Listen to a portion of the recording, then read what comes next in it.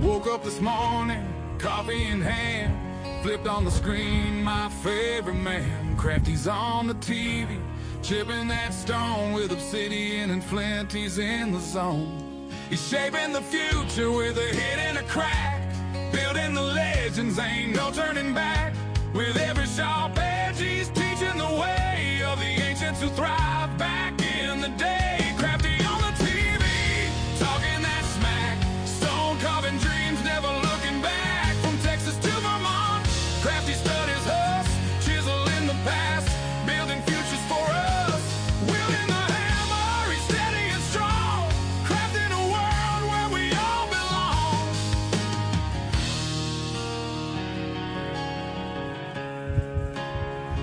Underneath those layers of dust and grit, finds the magic every little bit. A sculptor of stories, buried in the ground. Each piece he uncovers wisdom abound. With every collision, the sparks start to fly. As the old world awakens, we question why. He's digging deeper where the shadows play, reviving old crafts that could fade away. Crafty on the TV, talking that smack, stone carving dreams, never looking back. From Texas to Vermont, Crafty studies us, chiseling the past, building futures for us. Wielding the hammer, he's steady and strong, crafting a world where we all belong. And in this life, we're all just searching for our place in the world, a way to keep working. With the flick of his wrist, he brings forth the light. In every gray morning, he makes it feel right. So gather around, let the stories unfold. Crafty's our guide through the young and the old.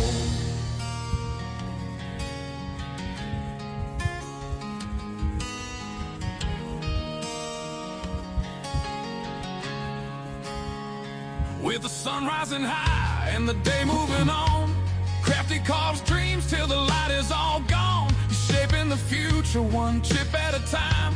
With every creation, he's keeping the rhyme. From the heartland of Texas to the mountains of green, the legacy lives on through the stonework unseen. With every perspective, he's showing the way.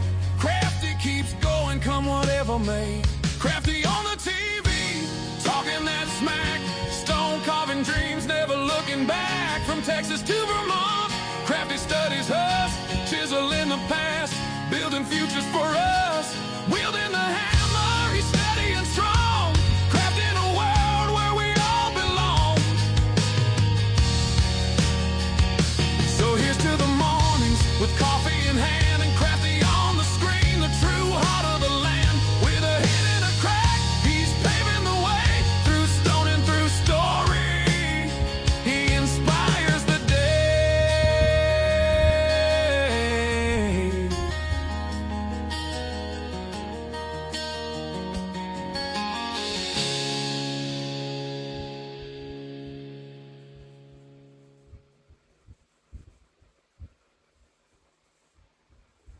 Okay, it looks like the music stopped. Let's see. Who's in the house? Mr. Jim, first one. Hey. Alan Cole. Marty. Marty Wybe's here. Stoneface is here. Sam Folks is here. Graylin Landry.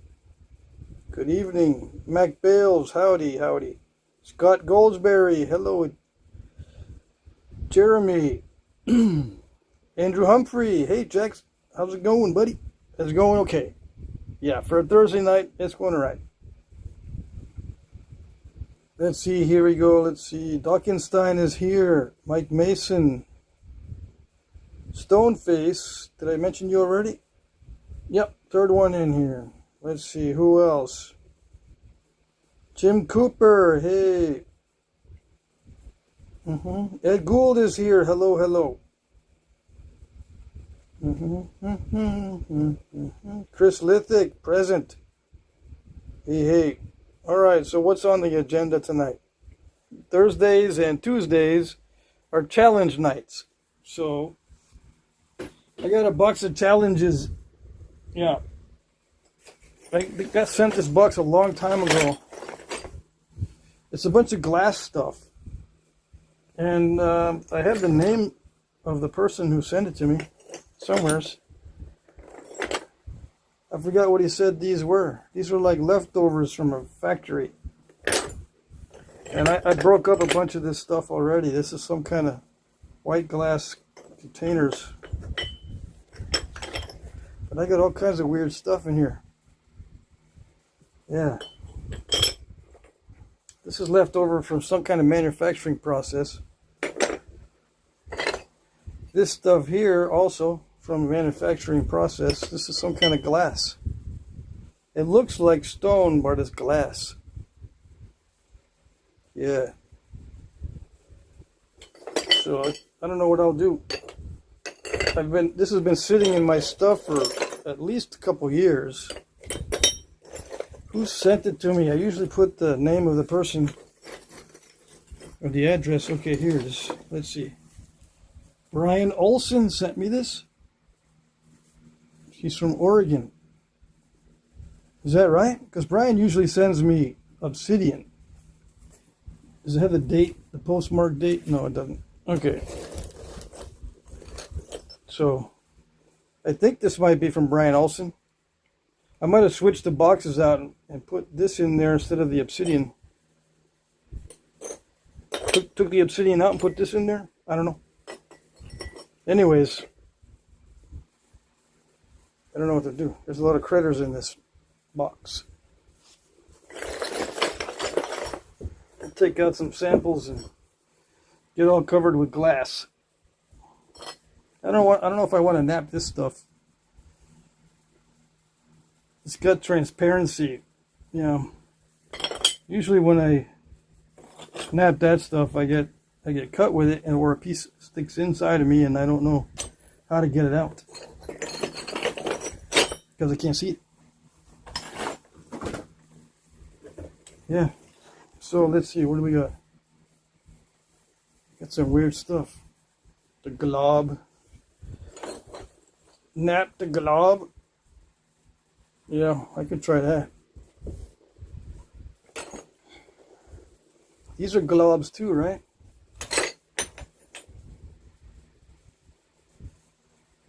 Yeah, I've had these for years. I don't know what to do. I'll nap the glob first and see what happens. I don't know where I'm going to put the flakes from the glob. Let's see. I'm going to save some flakes from the glob. What else? Those are nice. That's some awesome stuff to work with. Should be fun. Yeah, maybe. Should be and could be, would be. We don't know though. We never know. I gotta turn the fan away from my face, because I don't want that glass going up into my face. Right now the fan is on the phone and the phone is in front of my face, so the wind is blowing right into my face. So I have to move the fan a little bit.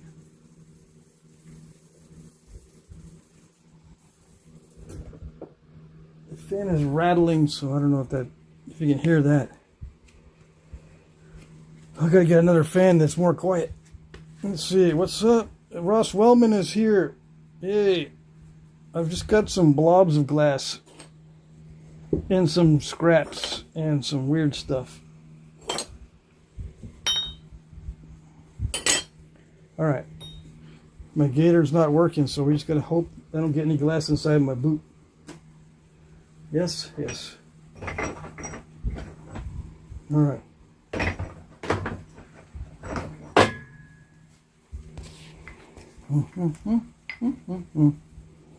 This is glass, okay? See that? It's not a rock. It's shaped like a rock. I think I already took some flakes off, or somebody did. I'm gonna need my glasses. Yeah. Okay. Let's see.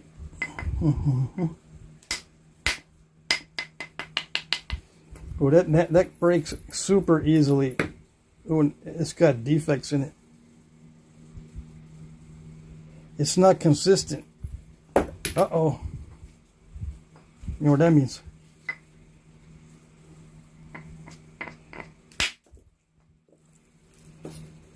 It might be interesting though.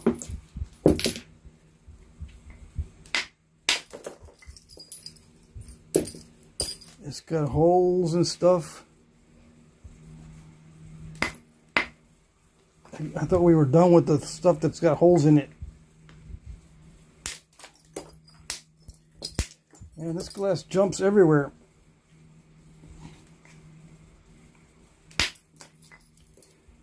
Now, that's not a bad piece. Alright, so let's see. Where's my little basket? I'm going to save some in the basket. That's a good piece.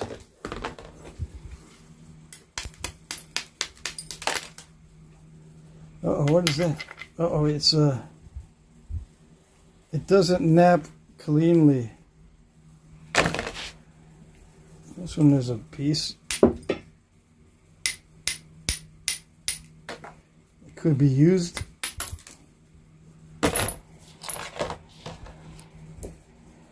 That's a piece that could be used for something.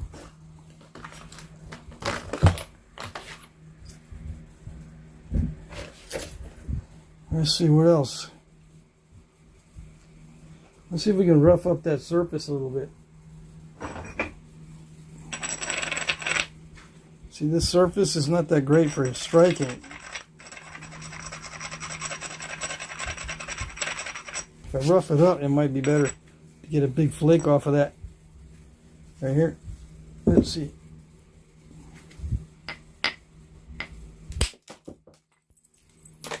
Yeah, look good. It does have a bubble in it. That's all right.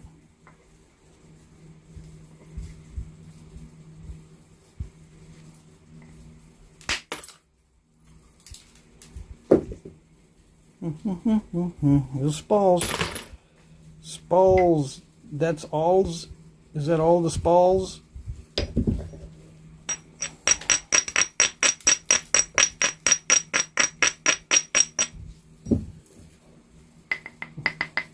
Your laughters here should be plenty good for most stones.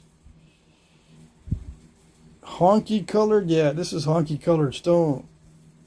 So what are alien rocks? Crystal Marie. Oh, hey.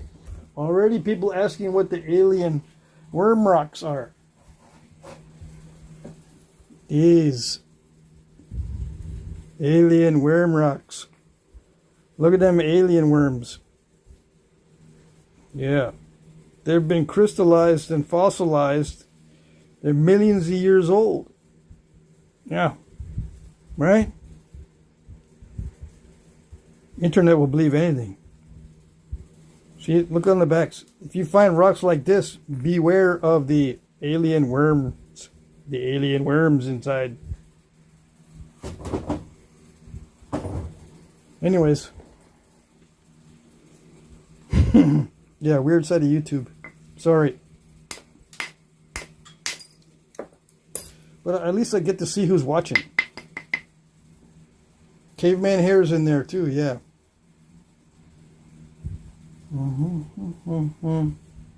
Where do you get them from? I got them from the ground. Where else do I get rocks from? It's just a random occurrence. I can't tell you exactly where to get them because you never know until you look inside the rocks. I can't say, oh, I know where they are. They're hidden, but I know where they are. They're just hidden inside those rocks over there. Just break them open. I've never broken them open before, but they're in there, right?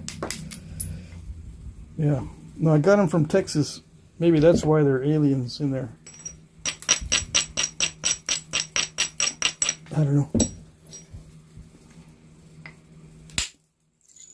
Oh yeah, that's a good spall right there. It doesn't look like there's many defects in that one. Look at that. It's got swirls in it. This is some kind of slag glass. Slag, S-L-A-G. It's all melted together and swirly. I was given this glass as a gift for a challenge several years ago. I hate to say how many years, because it might be up to 5 years ago. I don't even know. I forgot to save the postmark data. I just got the name. Brian Olson sent that to me. I don't know if he's lurking in there. Hey, Eric Blanco is here. How's it going, Eric?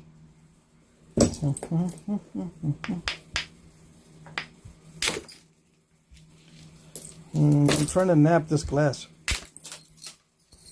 It looks kind of nappable. As long as I use copper, because copper's awesome. See, copper bopper. Copper bopper, awesome bopper.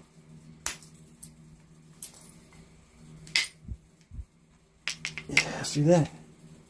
It looks almost like wood grain, but it's glassy. Glassy don't mean it's classy. It means it's sassy. Somebody already said sassy.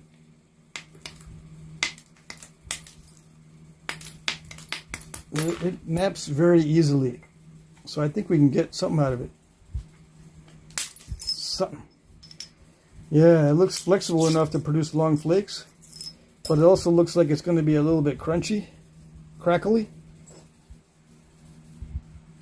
Stone face, so that's from the bottom of the kiln after a batch is run out. I suppose so. Yeah. I suppose so. So we got ourselves some flakes and a biface, some little bitty spalls. So these are the spalls. That one I consider a spall for a little bitty arrowhead. And then there's some flakes. Flakes are thin, like that's a flake. But I can make an arrowhead out of that. Yeah, some of these can be used. Some of them are cruddy. If they're too curved, they're cruddy. So don't be jumping on my case. If they're too curved, they're cruddy. I call them crud flakes. And if they're too flat, if they're easily broken with my hands, if I can break them with my hands, they're too thin. All right, so I'm going to get back to this in a minute. Let's try this other piece. These other pieces for you measly nieces. Okay? All right, let's see. I got to break this into usable chunks.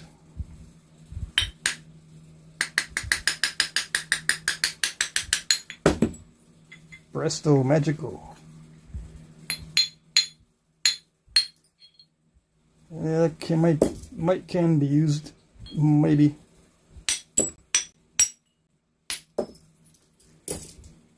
It's so curvy that it's anything that comes out of this is going to be small. I could probably get something out of this part. Let's try that. Let's put this back. That was easy peasy. So we're going to try that. We're going to try that. You can see it, right? Yeah. And then we're going to try something else. Hold on. Let me clean up a little bit.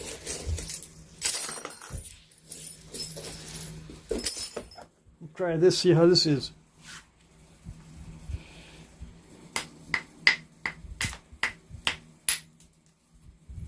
Yeah, like that. This glass feels good, actually.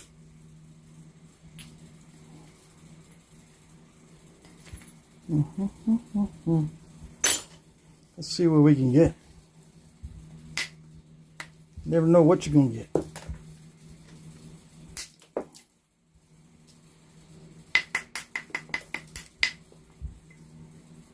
Yeah, like that. There's a crack in it right there, so that's getting me worried. Gotta eliminate that.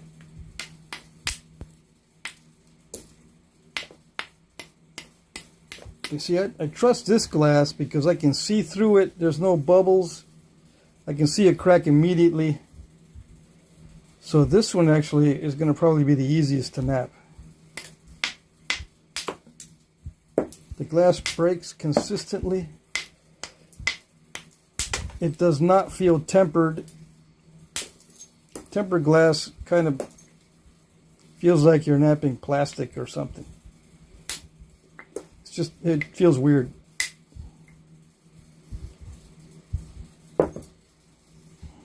This does not feel weird when you knap it. It's very delicate though, yeah. Should use a smaller bopper. If it's feeling really, really delicate, I should use a smaller bopper.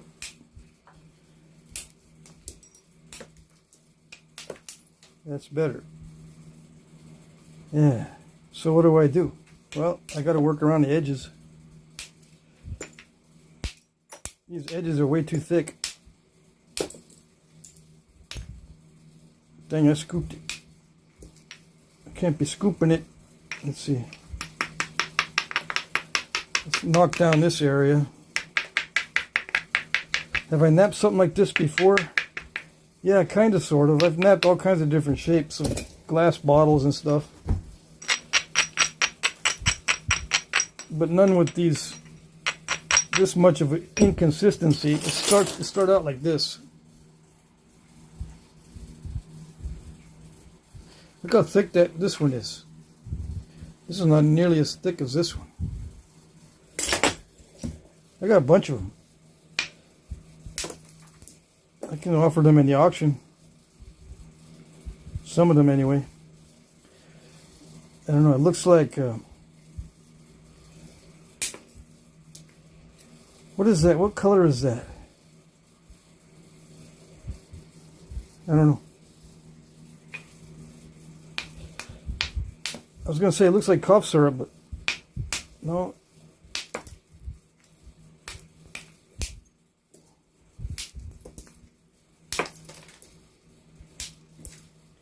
It just reminds me of medicine they gave the kids, like the Benadryl or something.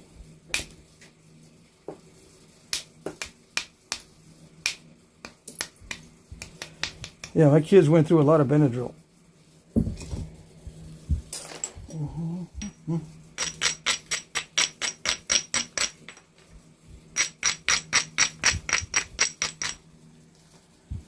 Peach, that's it. It's a peach color.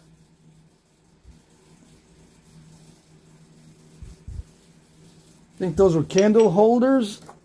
No, this comes from a manufacturing process where something used to be attached to this part. I can't imagine them being candle holders with that big old, you know, spiral funnel down in there. I would imagine something was attached to there and they just broke it off. See that spiral funnel in there? That's not a candle holder, I don't think. Here's another one that looks like it's got a rim on it. Maybe it is a candle holder. I could be wrong, right? These are just defective because they got them little depressions in the middle. Maybe. Alright, anyways. There's something else that these are made. This glass was made of. Or made of this glass. What is that? Some kind of vase? Vase? Some kind of vase. We need to take evasive action.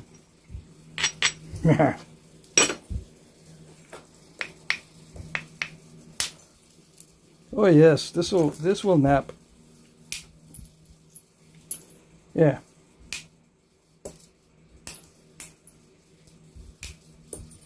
Sweetness. I normally don't nap glass, but I would nap this glass. Yeah.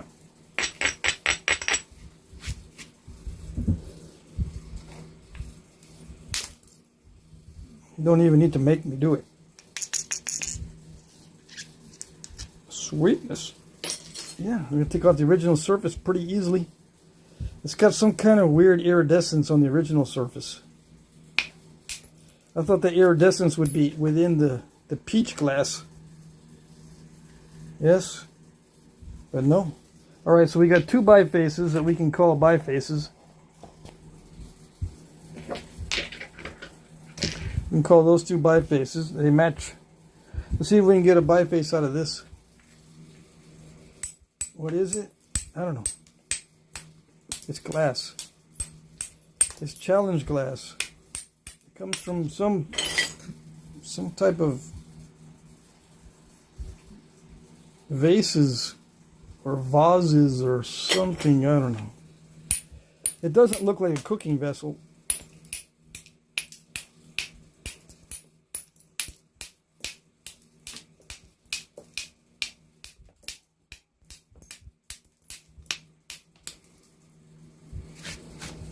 Almost got a biface already. Yeah. Almost.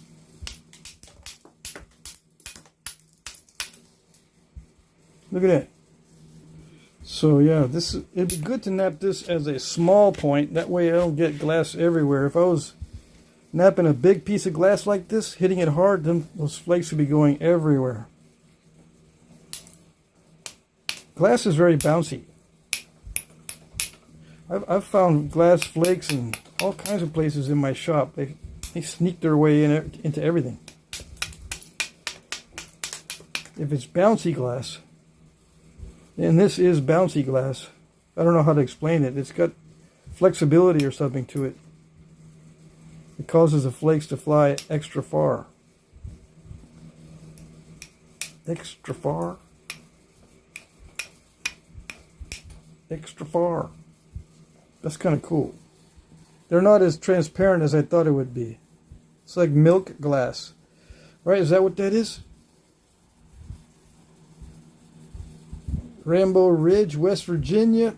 How's it going? Who else we got in the chat? Mika.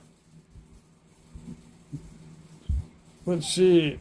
I don't recognize some of these guys, so I apologize if I don't recognize you. Andrew Humphrey, hey. Ever nap TV screens? Oh, yes. Yeah. You missed the one that I napped a TV screen on the live stream. Right? I even sold a TV screen item in my auction. But it has lead. I think those old TV screens are made of leaded glass in many cases. So I don't recommend napping leaded glass. It's bad for your health. No matter how good your mask is, unless you're using a $400 mask that filters out fine respirable particulates, you're not going to be protected from it.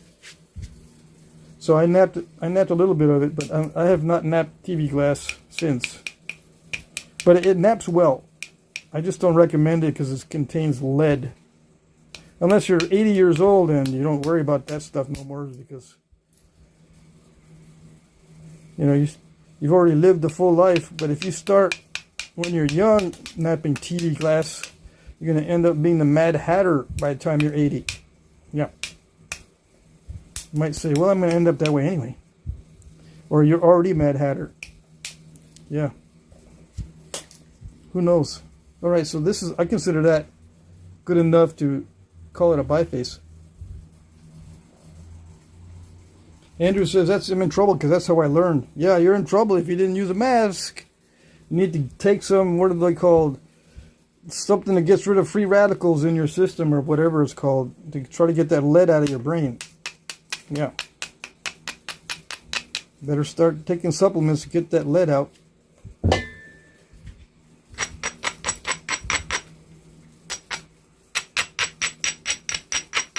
That's what I recommend. I take supplements. I'm trying to preserve what I got. I take antioxidants and whenever I can, something that will fight the free radicals and the metals and stuff like that. Let's see. Yeah, Dawkins Science says lead was in everything when I was a kid. Yeah, I know that. I'm that old too. I'm 63. We lived in a house with pipes that had lead, paint that had lead, probably lots of aerosols that had all kinds of strange chemicals. Yeah. when I used to put lead sinker weights when I was fishing in my mouth, whenever I'd crimp them onto the line, I would crimp them with my teeth, the lead sinker weights. I'd crimp the lead sinker weights with my teeth. So that I got some lead for sure. Man, that probably explains a lot. I used to go fishing every summer from the ages of like 8 to 12. And then after 12 years old, I started getting into woodworking and stuff. So I stopped fishing.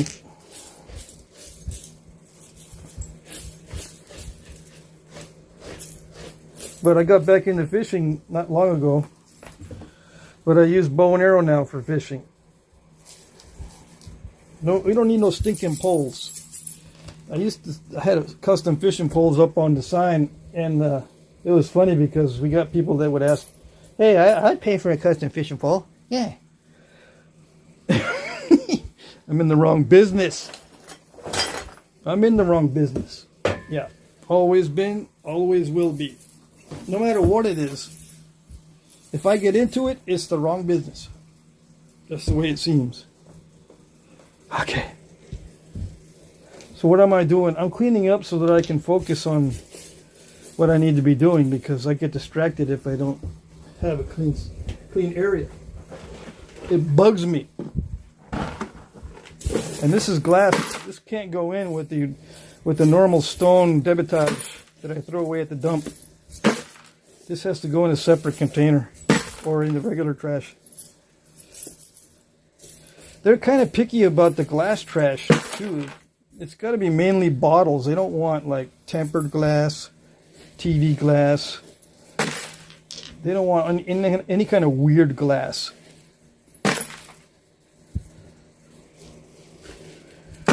Yeah. Over at the recycle center here where I live, we got to recycle everything.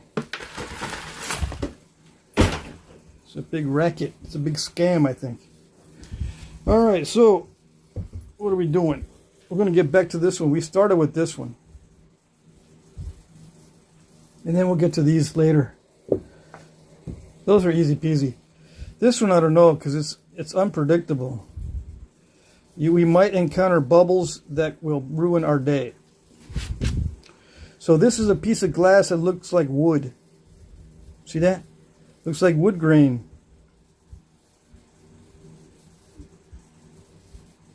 Yeah, you need a microwave kiln so you can nap the flakes. Yeah, but I'm not that conservative with glass because I can just raid the glass dumpster over at the recycle center. In fact, I already did that once and I got some green bottles. Some beautiful green bottles. And then I want to get some large beer bottles. I'm going to raid that dumpster next time I go down there. You don't believe me? Just wait. I can get glass. I don't need to microwave kiln nothing. Although I do have one. I have a microwave kiln and a microwave oven specifically dedicated for that. I just have not used it yet because glass is so easy for me to get. In large pieces. Yeah, let's get the tissues ready because this one, if it has bubbles in it, we're a goner. We're goners. All right. So how do you nap this? Somebody tell them. Or I'll just say you're going to nap this a lot of pain and misery. Yeah.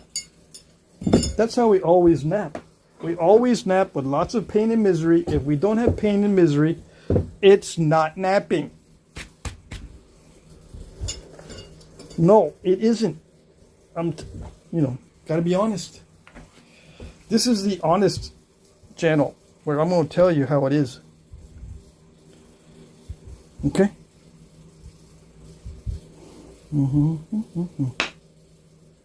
Uh-oh, let's see. Does it want to be tough? Ooh, it does. I gotta put in some extra angle. I gotta put some extra anglage into this. and it flakes kind of crunchily. It's kind of crunchy when it flakes. I gotta put in some extra anglage, but it does behave.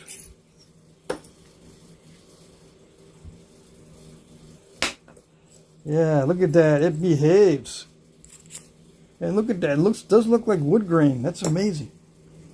It's got bubbles though. Those bubbles can come back to bite you. Bubbles seem harmless, but not in flint knapping. Nope. Bubbles in flint knapping can ruin your day. They can be little disasters. Oh yes.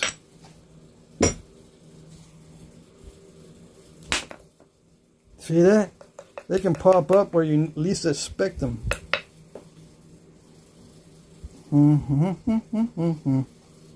Wonderful. Here we go. It does make long flakes though. Look at that. What is it? It's flames. Lord of the Flames.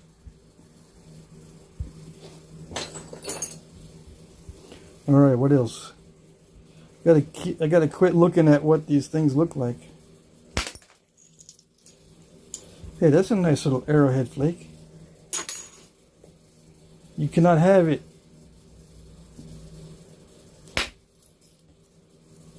Yes, it does snap. It can be thinned. I have it determined that it can be thinned. As long as there's no bubbles. Alright? Alright.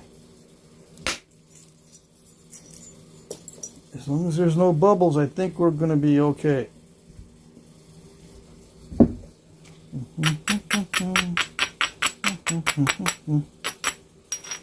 Tonight's Thursday night. We got a 2-hour live stream. I started 30 minutes ago, so get ready. It's going to be a long ride.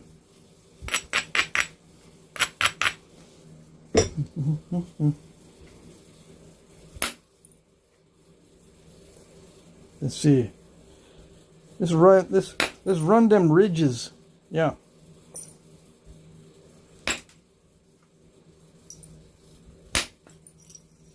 Yeah, let's run all them ridges till there ain't no more ridges. And then we ride the fat spots.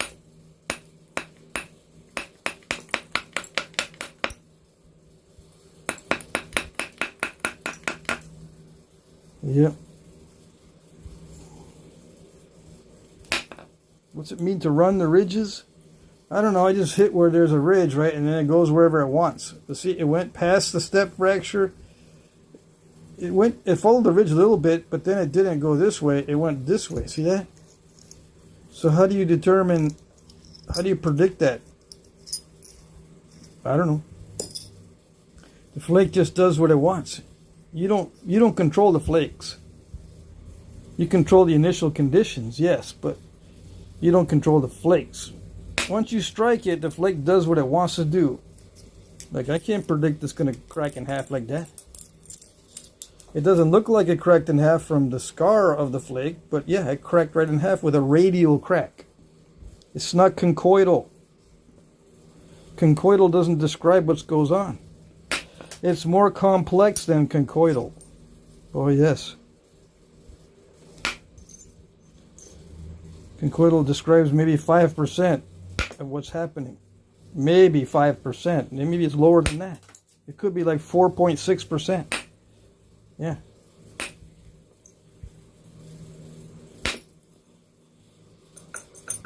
See, that did not follow a cone pattern.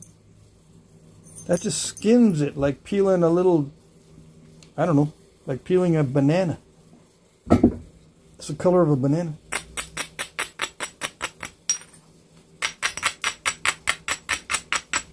Yeah, but everyone says conchoidal. I've been around a lot. I know about Flintknapping. I've been on the internet looking at only Flintknapping videos for like 18 years. First time I've ever been on your channel. If this is the first time you've ever been on my channel, where you been? Dang it. Conchoidal does not describe these flakes. No. You can pretend it does. Makes people feel good because they can call it something. Yeah. What else are you going to call it? People have not gotten into the science of Flintknapping, so there's no scientific words for these things.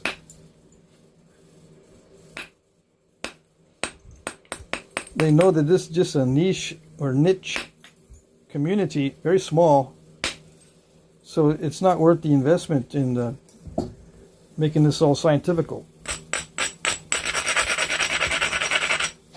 People are still going to say, No, I don't believe the scientifical stuff. It's all conchoidal. Yeah.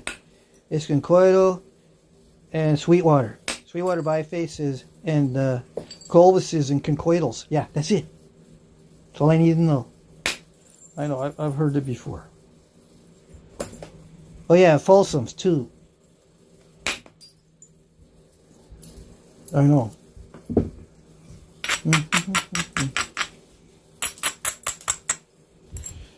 I know.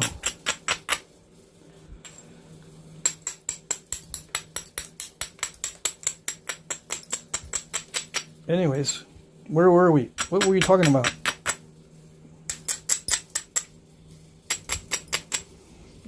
Let's talk about alien worm rocks again. I got something stuck. Jesse's here. Somebody says, can I have one? Can you have one what? You looking for freebies? Who's giving out freebies? I'm not able to see all the chat. I'm taking things out of context when I look at the chat. So who's giving out freebies? Not me. I'm done doing that. Well, I'm not done doing it. I'm very selective these days. I don't give these things to just anybody. I do give out flakes to people at Knappings. I gotta send some flakes out also. I just gotta get these boxes filled. It's taking me longer than I thought to get some boxes of flakes together. Why does it take me a long time? I can't figure that out. I'm putting flakes together. I'm separating them from the bad stuff. And apparently I don't have as many good flakes as I thought. It's all bad stuff. It's all too curved and too thin for beginners. So I'm having a hard time sorting my flakes and getting enough to fill a box. I'm going to send out some medium flat rate boxes. But those are back orders. I'm not doing that no more for nobody. Except at Knappings. Yeah.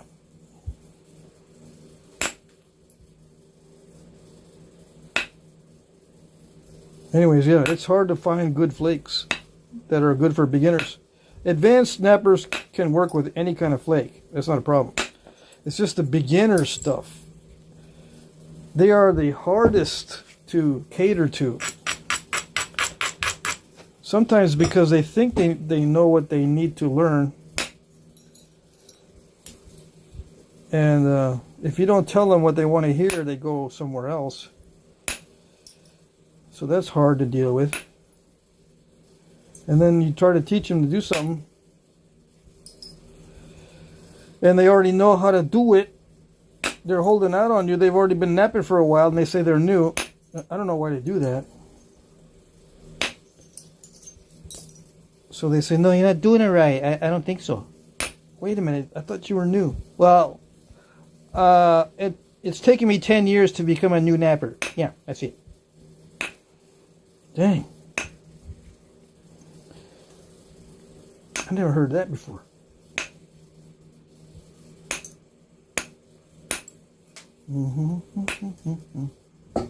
Anyways,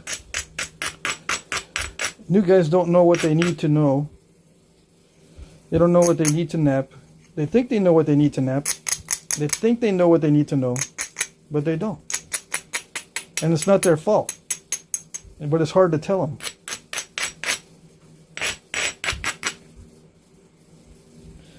It's hard to tell them. I just say don't listen to internet culture. Just do it. And do the opposite of what Yoda tells you. Yoda says, do or do not, there is no try. That's what Yoda says. That's the opposite of Flintknapping. Flintknapping is try or try not, there is no do. The flakes are going to do what they want, okay? You don't control the flakes. You just control the initial conditions. Alright? Alright. So I'm preparing the initial conditions for these flakes to increase my chances of success, because it's all chance. It's all a roll of the dice. Yeah. Somebody made fun of me one time or criticized me because they say, wait a second, this is not just hit and hope. You're not saying that you just pray after you hit the flake, right? well, actually, Wait, no. That's not how Flintknapping works. 'Cause I've been on the internet, and I know the internet stuff. And there's these cool randos, they say you can control the flakes. Yeah. yeah, I know. I've been on the internet a long time too.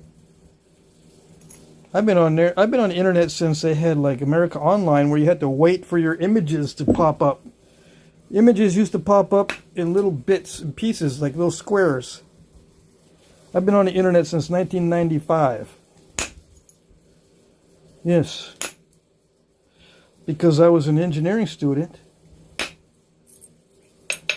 And we had, and also I changed my major to computer science. I didn't like it. I changed my major 3 times in college. Or twice in, 3 times. I was a math and physics major first. And then I switched to engineering. I was in engineering for like 4 years. In the 6-year program. Hated it. Switched to computer science for a semester. I hated that too. And I left the college and I went to drafting school.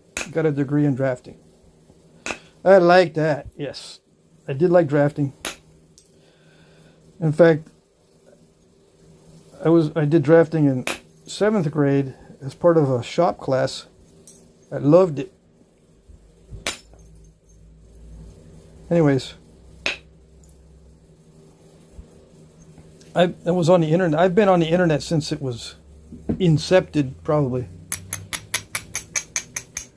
Because I had one of my best friends growing up was a computer science major. Yeah, in high school he learned machine language, and he helped program at the time there was a computer the size of let's say a garden shed inside one of the classrooms. It took up 1/3 of the classroom. It was a computer in our high school, and he was helping to program it in machine language. So, yeah, I got on it one time and it locked up after I was on it. Yeah. I gave it a command it couldn't understand. I think I made a typo. My friend says, "Don't do the typos." Dude, bro, come on. You're not supposed to typo that. It's supposed to be exact. What's the matter with you? You can't put in the exact information? No, I'm weird when I type. I get dyslexia when I'm typing. Yeah. Dang. Well, just stay away from the computer, dude. Come on. Stay away. Yeah, but I want to learn. No. Stay away. Do not get near the dang computer. Holy moly. So that was what happened.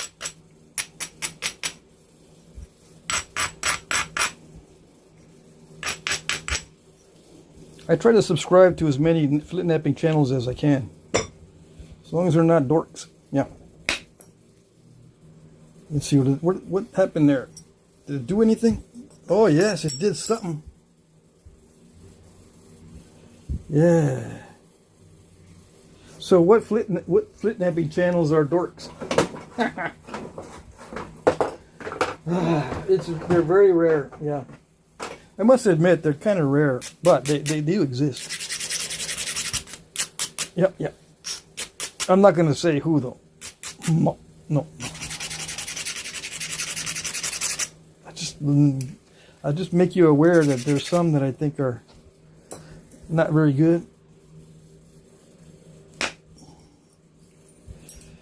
Anyways, they might make good stuff, but I'm just going to tell you what you want to hear and not what the reality is. What's in the chat? Mike Mason says he's the dork. No, I don't think so. No. But yeah, don't start calling out names, because then I have to say no, and then you'll narrow it down. Yeah. I don't want to be caught narrowing it down to somebody.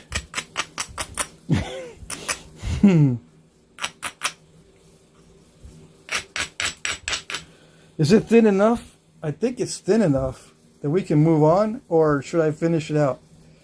Let's ask the 132 people, should I finish it out? Because if you don't say nothing, I'm just going to put it down and move on to the next one. If you want me to finish it out, I'll finish it out.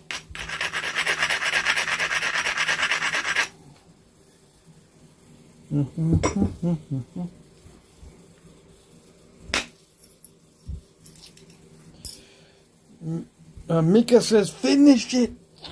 Bro, come on, dude. You know the answer already. What's up with you? You know the answer. I'm not going to sit here and wait. Don't make me scroll. Don't make me doom scroll somewhere else, because then I get distracted looking at stupid cooking shows and people with clown masks. Yeah. Don't make me do it.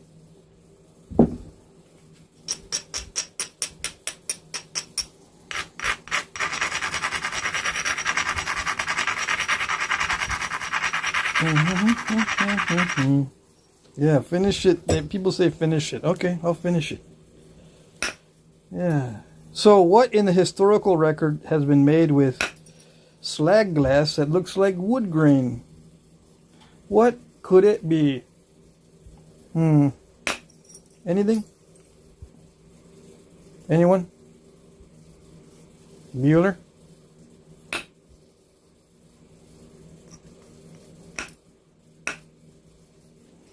I'm going to even out the edges, okay? Even though I don't need to use indirect percussion for this. I think this is going to pressure flake so easily it's going to make me cry. Because I want everything to snap this easily. Yeah. I'm going to say, hey, why doesn't everything snap this easy? Why? It's not fair.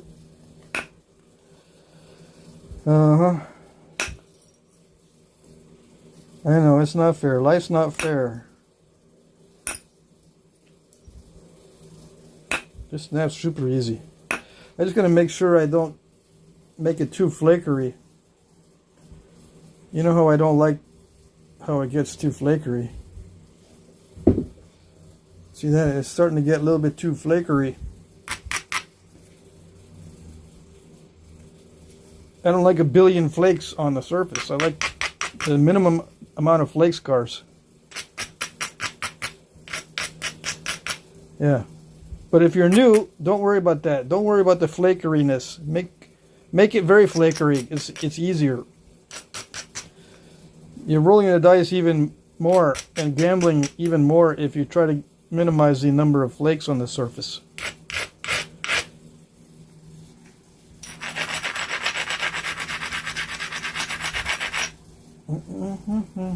Mr. Jim says a Pedernales. No, this is more like a Montel width. It's a width of a Montel. Something like that. Yeah. Or a Marshall. Marshall or Montel. But I can also make a Snyder out of it. The Snyder would probably look like it'd be more authentic. Harper says no one really remembers me. Harper? Did you change your online name? Or your YouTube name? Because I gotta admit,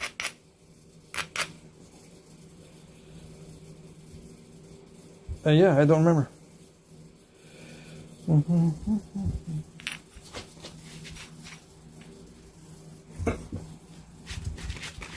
Let me see. Marshall? Yeah, I guess so. It's already in the shape of a Marshall. I just gotta I'm gonna knock off a few more big flakes in areas that look a little too flakery. And then we'll get to the Marshallness. Man, this is making me itchy. I got flakes all over the place. Look how there's so many flakes it looks like glitter. Can't see. Anyway, there's so many flakes that looks like glitter. Okay, so and that's what makes me itchy. And only glass does that. I don't have the same issues with other things. Not even obsidian is this itchy. Let me see what is going on. Let's see. What's going on is it's getting too thin to do what I want.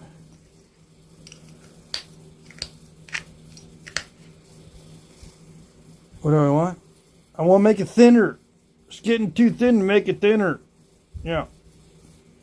Does that make any sense? Don't make no sense. Yeah, just getting too thin to make it thinner.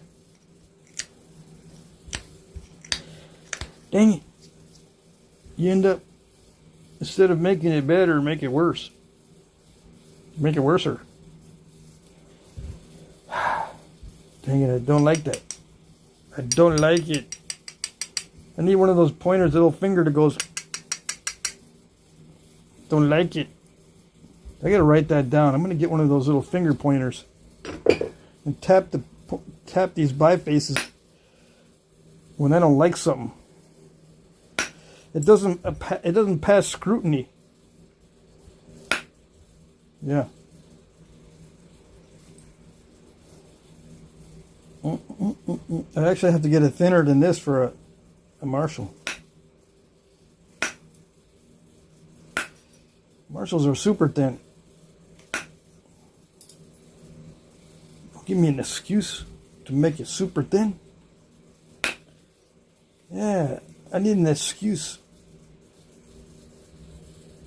People are gonna say, why are you trying to do it like that? It's overkill. It's overkill. No wonder you're messing it up. Bro, come on. Yes, I know. That's the way I roll. I like to overkill. I want to see what the limit of my skill is. When I start messing up, that's when I back off. Yeah.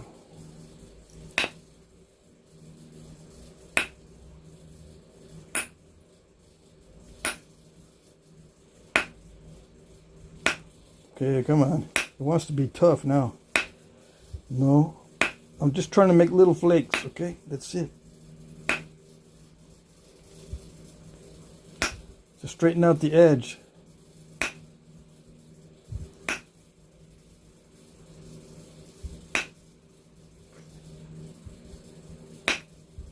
Oh no, it's crunching. It's starting to crunch. I'm gonna get the little finger tap. I need to get it. I'm gonna get it. I'm gonna order it tonight.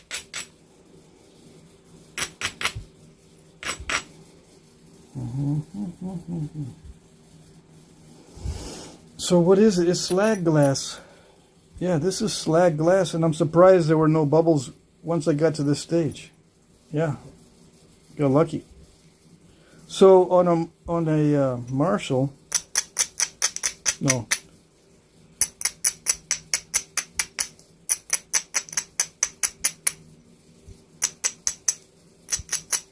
What's the name of it again?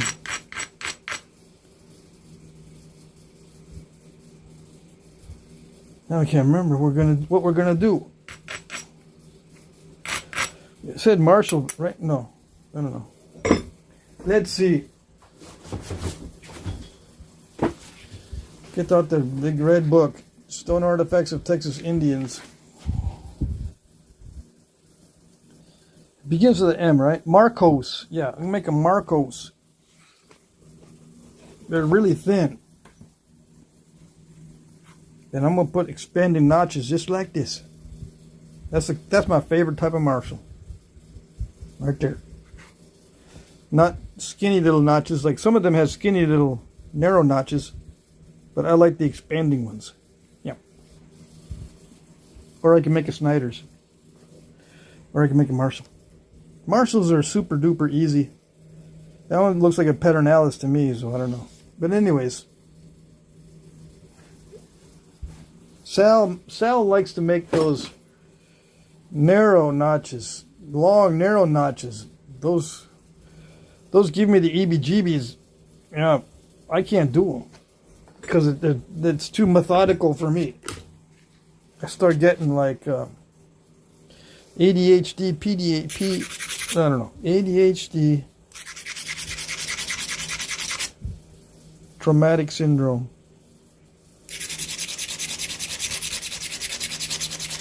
Yeah, that's what I get with that stuff.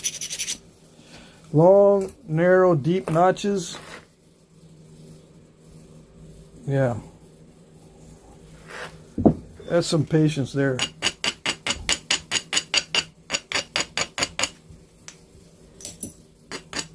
ADHD, PTSD. That's what I get.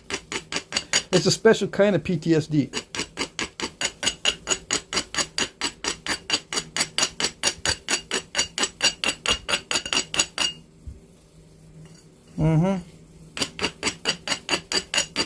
It's bad enough I have to do tool maintenance on video. This starts to trigger me right away. If I do tool maintenance. Yeah, I gotta meditate for a second or two to get my wits back. After maintaining that tool, man. Sheesh. Alright, let's see if I can get a good flake in through there to get rid of that mess. That's mess right there. Yes, it is. Come on, do it. Did it do it? I think it did. Okay. Yeah. That's what I mean. That's what I'm talking about. And yeah, it helped me to, when I maintained that tip, you know, when I brought it down to fresh metal, it helps to make the initial conditions just right. Get better contact with the edge of the glass when you take it down to fresh metal. Oh yes. But even with all that, even though I know logically it's supposed to be done, it's still one of those things that it's like, oh, okay, all right, I'll do it. All right, you convinced me. Jeez. Are we done yet? Are we done with the thinning? Because people want to see it done. Yeah. People want to see some results. I want to see it done. I don't want to see no pussyfooting around. I want to see it done. There's no excuses. How long you been doing this? I got to get my money's worth of something I'm watching for free. That too, you know. Can't just sit here and be watching for free. I could get my money's worth. Yeah.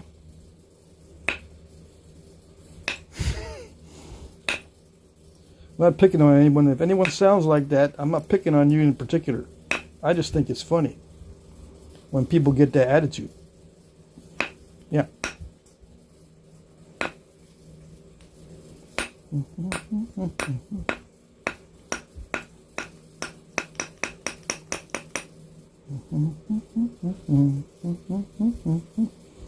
Is it good enough? I don't know. Is it good enough? I think it might be good enough. It's if I try to go thinner, I might mess it up. You see, I had to clean up some of my mess earlier, so okay, we'll just do it from here, and then I'll chip the sides and straighten the sides out after I do the notching. Yeah. Okay. Let's do it. If I don't drop everything.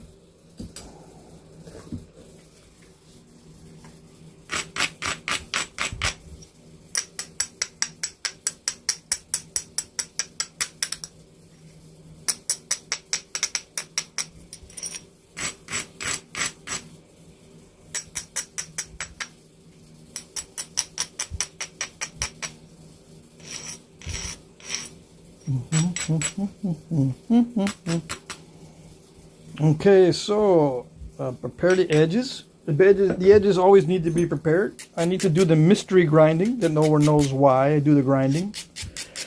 Why do I grind the edge? It's a mystery. I should put that on the sign. Mystery edge grinding. Yeah. Nobody knows why I do it. They just kind of accept it as one of those things that happens. You know, they don't know why it happens. It just happens.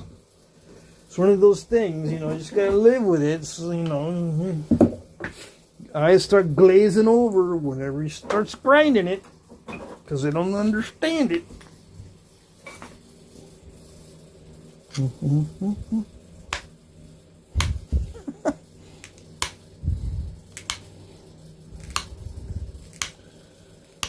Yep. We'll make the edge nice and pretty. Nice. We'll make it nice. Pretty, I don't know, but we'll make it nice. Oh, yeah. You know what? I think I'd be happy if I had this plus heat treats. This kind of slag glass is pretty good. It's opaque, right? You cannot see through it. So it kind of reminds me of real rock, but it's better. Oh, yeah. Would I recommend this to beginners? Yes, I would. Except for the bubbles, it's excellent for beginners. This slag glass. If it doesn't have bubbles in it, I think you should be napping it if you're a beginner. Don't worry about no TV glass. The reason why there's a lot of it is because it's hazardous. I'm not even joking.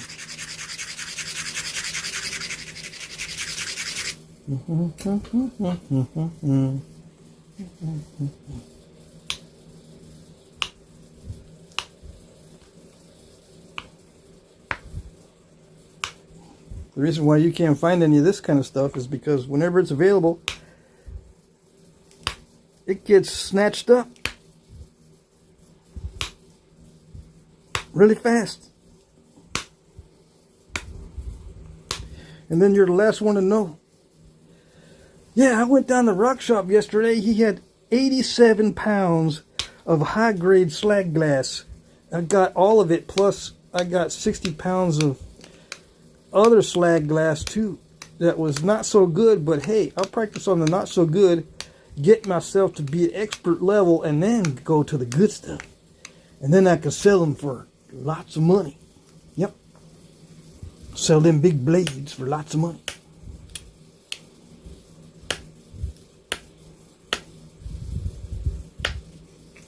So I can pay for the YouTubes. Got to pay for my subscription.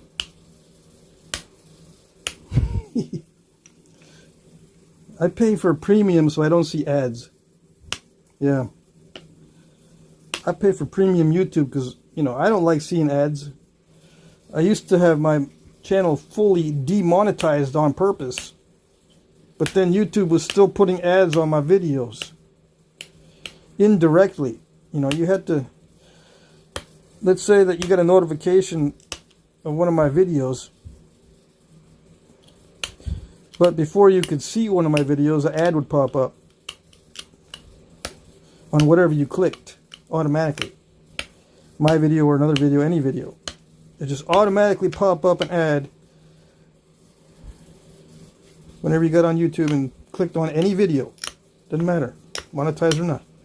My son pointed that out and he says, Dad, look, they're charging money for your videos and your channel's demonetized on purpose. No, wait, don't tell me that, because YouTube is my hero. No, that's real. Look, check this out. Look on my phone. I just got it. Mom bought me a phone. Mom bought you that phone? Yeah, she bought it. Now shut up. Here, look. They're posting ads on your videos. Sure enough, that's it. Then we'll talk about, why did Mom buy you the phone? Brand new phone. Because I'm her favorite. Why else? Yeah, okay. That I believe, yes.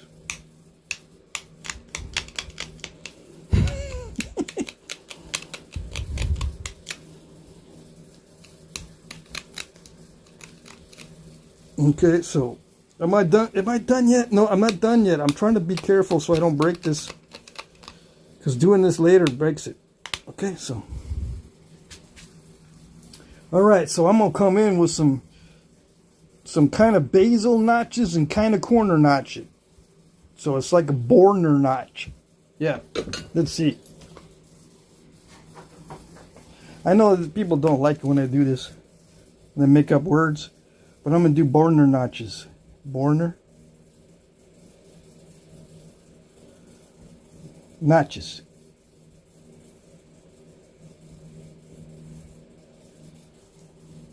It's not a corner notch and it's not a bezel notch. It's on the Borner. Yeah.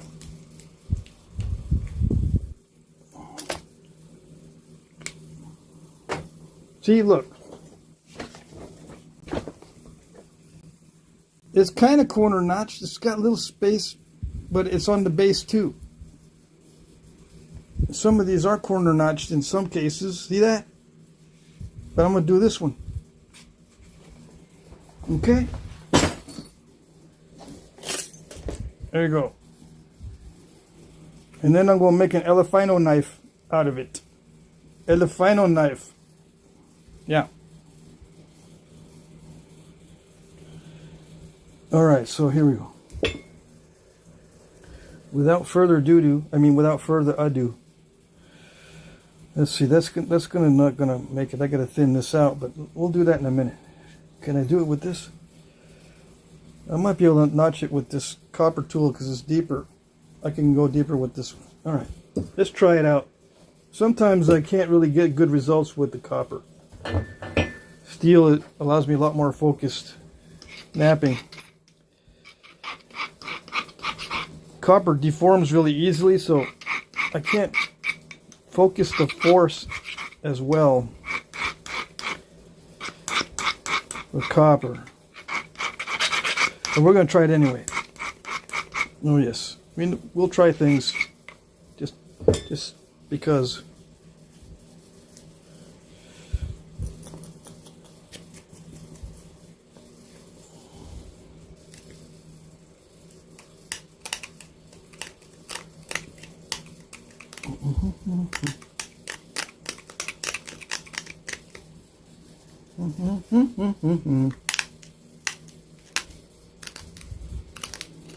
And I'm not going to go like super narrow entry, although I'm going to try to make them as narrow as I can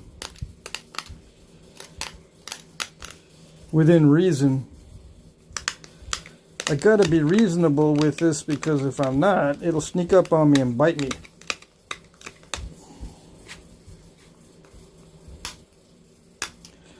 I might be accused of taking the easy way out, but oh well. If I don't do really narrow notches, taking the easy way out. Ooh, I like the way that pops out. I like it. You know what? Now I'm wishing I had more of this glass. I was looking at it earlier and I'm going, I don't know. This doesn't look too good, but now I'm wishing I had more.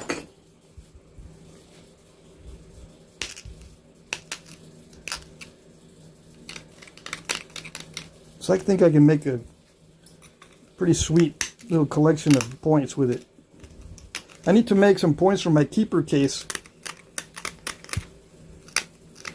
This would be excellent material for keeper case stuff because it's not a really big hassle. Watch me say that and then mess it up.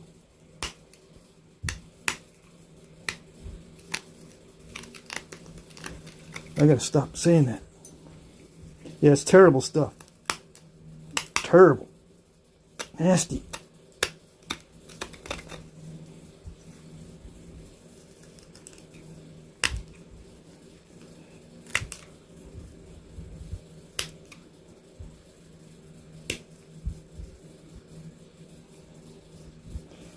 Okay.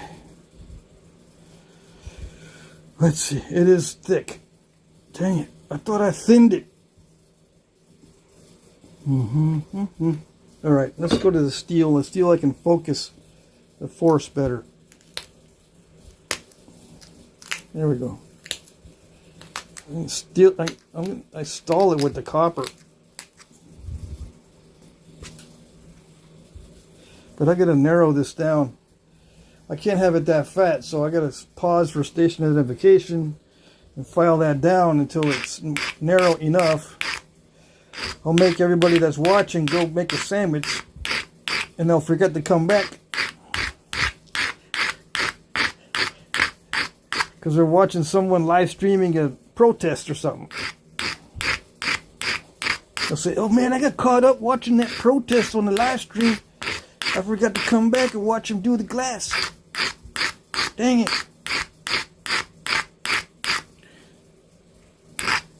Yeah, go watch the protest. We got a little bit of time.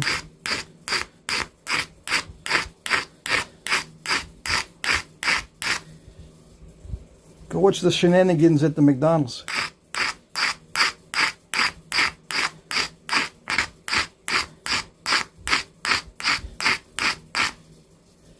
Is that thin enough? No, it's not thin enough.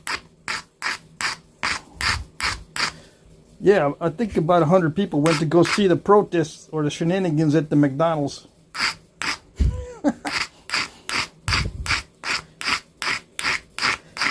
Bro, every time I tune into a live stream, you go further and further into left field, bro.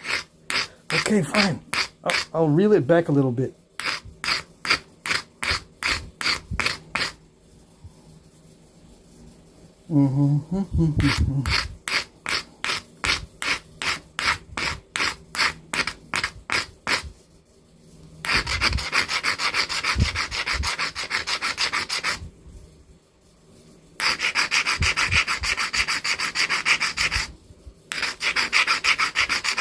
Who's going to call me out on not using this file properly? Huh? Who's going to call me out? Anybody? Bueller? Let's see.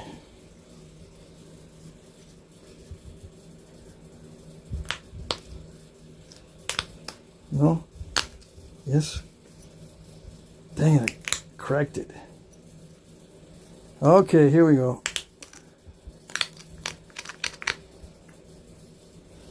We're starting to crack it. See that? I'm able to get it in there and focus the force. I'm not able to get the pop outs I want. So what do? Well, I have to keep going and get used to the material. I should be able to get a nice pop out eventually.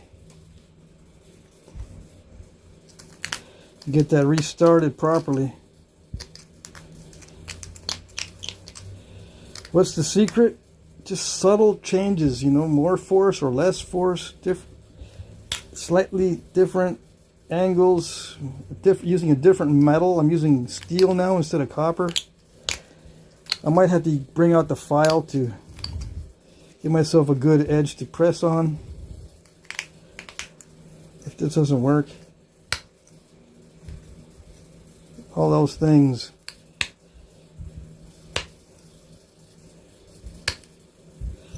Press with the corner down instead of pressing with the front. Instead of pressing like this, press with the corner going downward, or I can press inward and downward. As an example, just to see what works better. everything seems to be stalling it because it's very crunchy. So I've got to thin it. And if I want to go further, I've got to thin it or break out the file. Thinning it takes a long time, the file doesn't, so the file wins.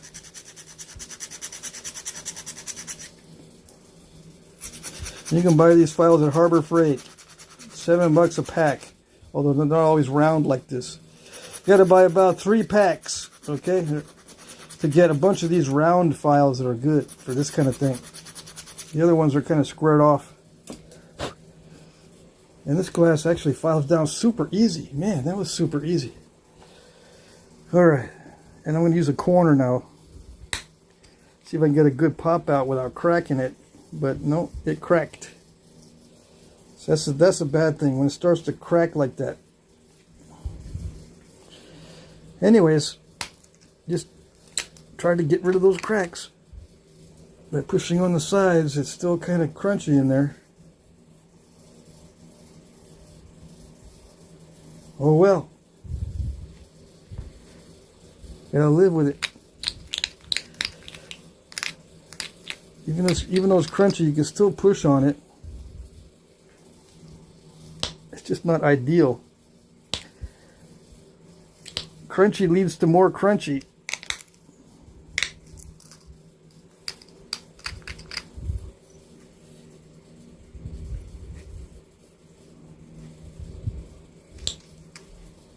And it just starts developing a burr. Gotta take off the burr.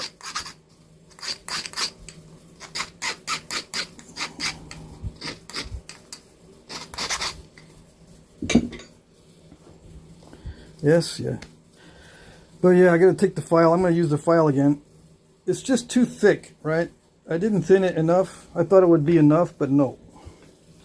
On the other side, I'm gonna try to pre-thin before I do the notching, if I remember. For some reason, I can't remember to do the pre-notching or the pre-thinning before the notching. I don't know why that is.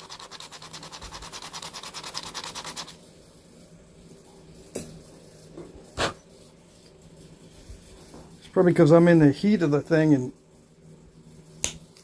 I get distracted if I have to remember other stuff other than what I'm doing immediately.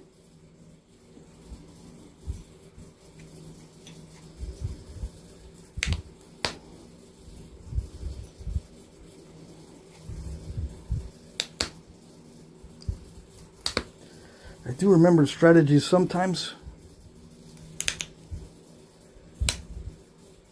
On a good day. If I remember the strategy, it's a good day.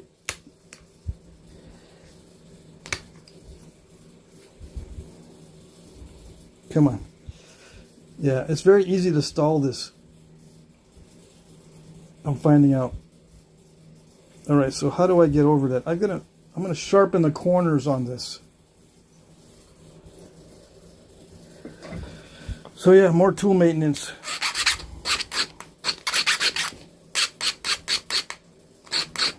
Instead of rounded corners, make sharp corners.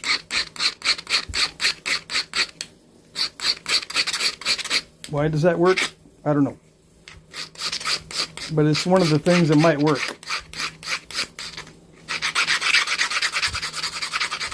I gotta thin it down some more. Because I already lost a little bit off the tip, so.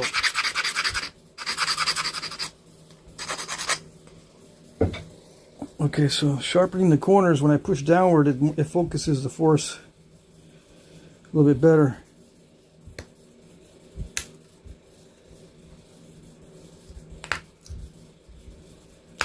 No, it's not going to do it. It's not going to do it. I was trying to get that little ledge. There's little ledges that I can press on to unstall it. But for some reason it's not working. I could sharpen the corners more, but see, I have a hard time missing those sides. If I start to maneuver in there too much, I hit the sides.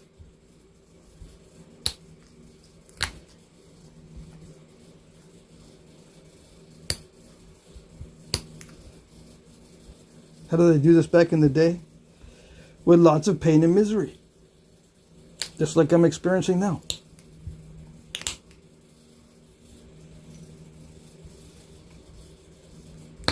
until I get a good pop out. And they did not have the luxury of doing the files thing, so I don't know what they did. Other than suffer or leave it. Just leave it stalled, I guess.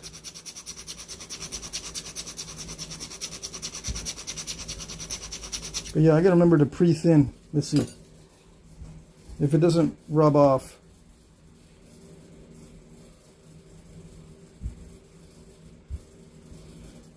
Pre-thin.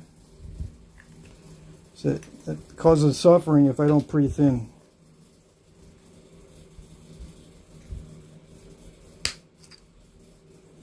Yes, did that helped? Yeah.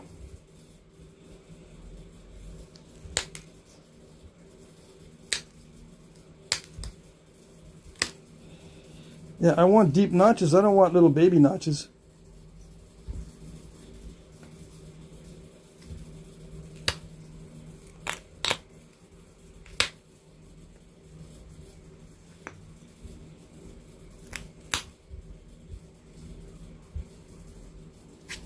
All right, good enough? Yeah, good enough for now. Let's see. How do you pre-thin? Well, you got to take a sharp pressure flaker or a sharp percussion flaker and drive a flake right where you're going to thin. Right where you're going to notch. Yeah. Drive 2 flakes, one on each side. Kind of like fluting.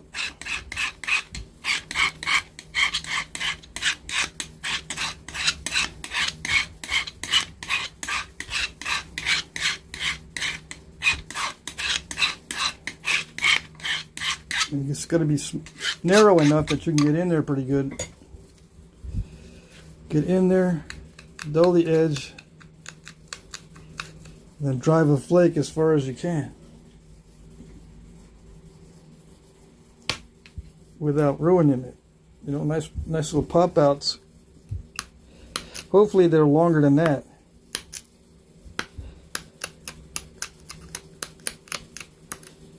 And I try to do those pop outs, but you got to push inward more for the thinning flakes than you do for just the regular pop outs.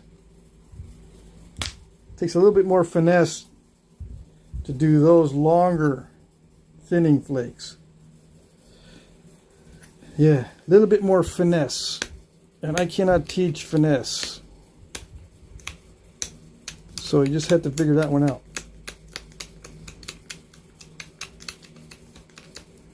Try to get a longer flake rather than wider by pushing inward without step fracturing it to thin it down.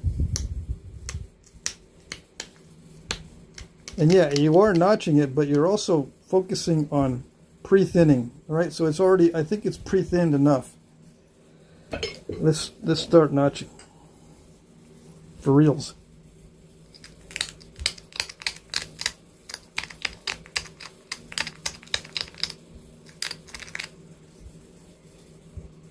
It's too pointy. If the flaker's too pointy, it might crack it. So this one's good.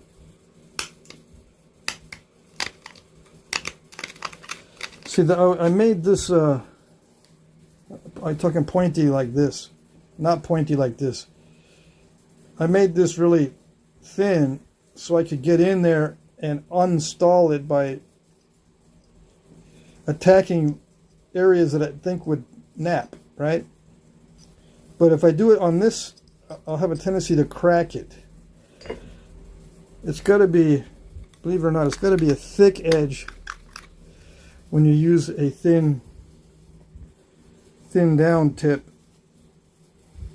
and a not so thin edge on a regular bottom of the notch, so you can get these regular pop outs like that.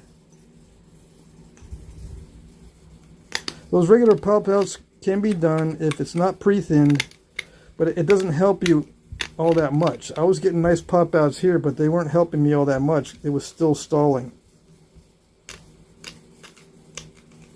When I first started digging in, the whole pathway needs to be thinned down. See, I can get those, But if it isn't pre-thinned, they don't really help all that much. In many cases. In some cases, it does help. But as you can see on this side, I was getting some good pop-outs in the beginning, but then it stalled.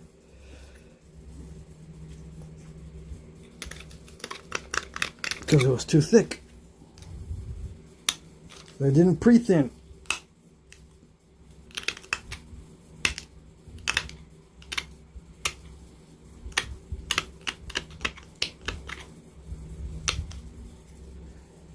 Well, we're almost there. We're almost there yet.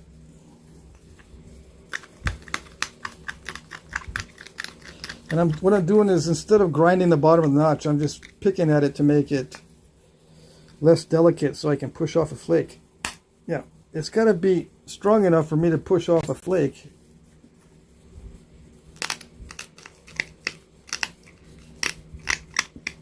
Otherwise, you just get little flakes. Big flakes require a strong edge. And you might think, well, if it's stalled, isn't that edge strong? Yeah, it's too strong. It is strong, but it's too strong if it's stalled. It's so strong that you can't do nothing.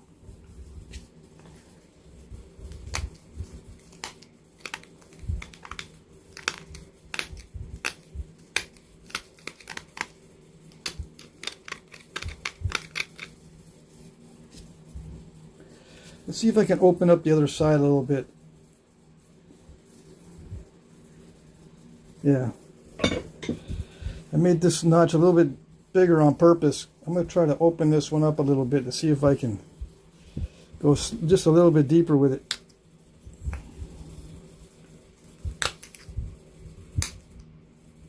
I'm stealing material from the side. Try to go around. I'm going to try to pick at the side here, go in, pick, and then pick all the way around, pick, until I get to that side and widen it that way. It should work if I kind of zigzag it, push down, flip it, zigzag it. That's the theory.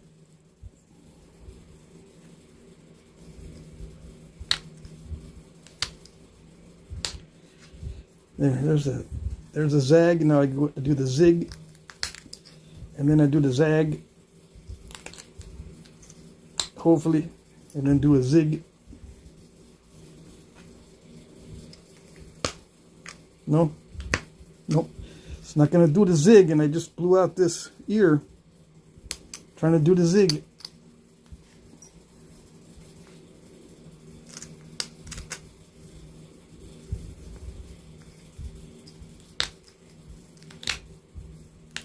Now I'm just going to be forcing it. Let's see if I can do this. Continue the zigzags.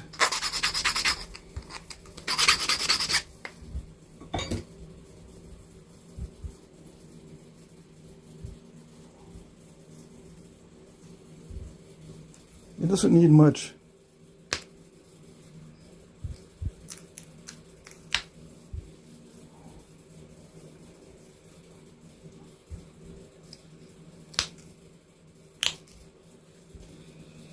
Doesn't need much at all, just a little bit more.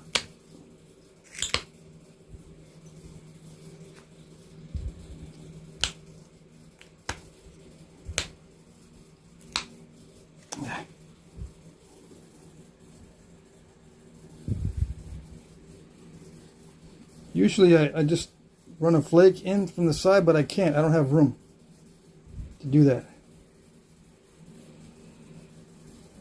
I was hoping for a good flake pop out on that last zig or zag or whatever, but it stalled right there. See that last zig, it step fractured right there. So I was not able to continue. So that means I got to borrow more from this side and try it again, but I don't want to. Yeah, let's see if I can figure out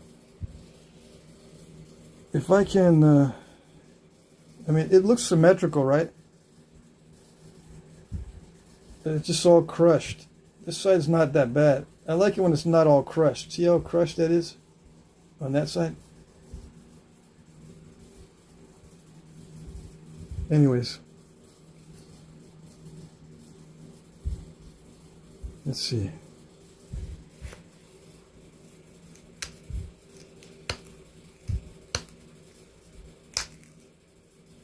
All right, that might do something. I'm borrowing from the other side now.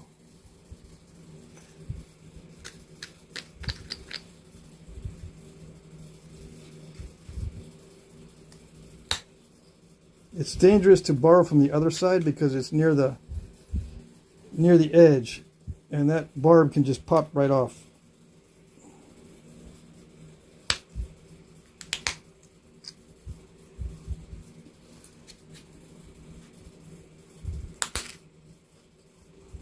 Well, that's unusual,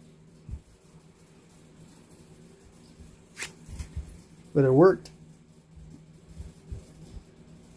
Yeah, I unstalled the bottom of that notch. If it will only focus properly. So now I just clean it up. Did you see how I did it, or did you miss it? Yeah, you missed it because there was 247 a little while ago. Now there's 199. Those people that left, they missed it. They missed how I unstalled that.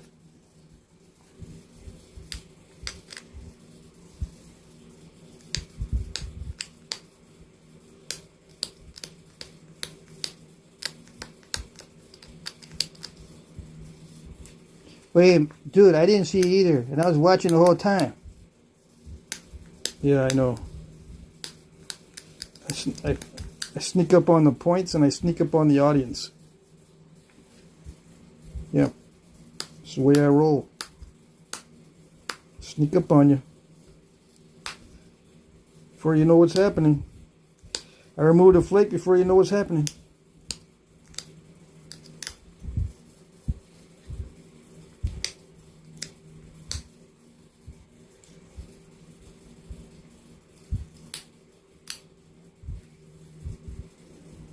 Make it look like it's a continuous curve. Right. Should be a little bit flatter. I gotta watch it though, because if this gets too narrow, it doesn't look like a Marshall. Okay. So now I do the sides. Good enough. I just wanted to make sure that the bottoms of the notches were not stalled. Okay? Alright. Let's do some pressure flaking on the sides.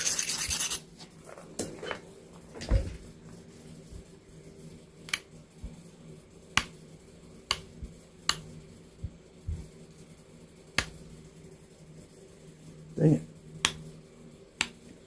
This is kind of crunchy right there. I might be able to get rid of it on the next pass. If I do one more pass. But for now, we'll leave it. And if it stays in there, it stays in there.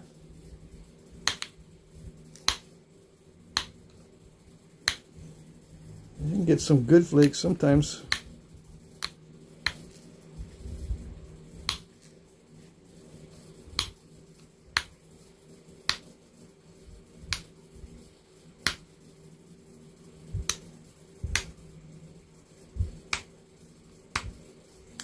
No, not like that. Okay.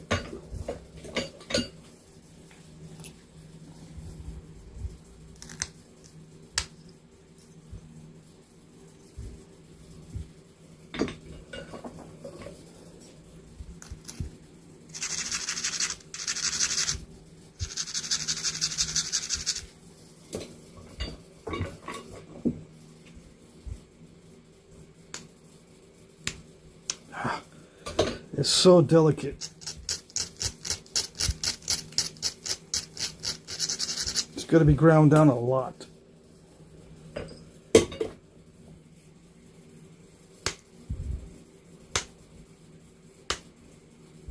So I'm trying to thin down the tip also. Not only sharpen it, but thin it down.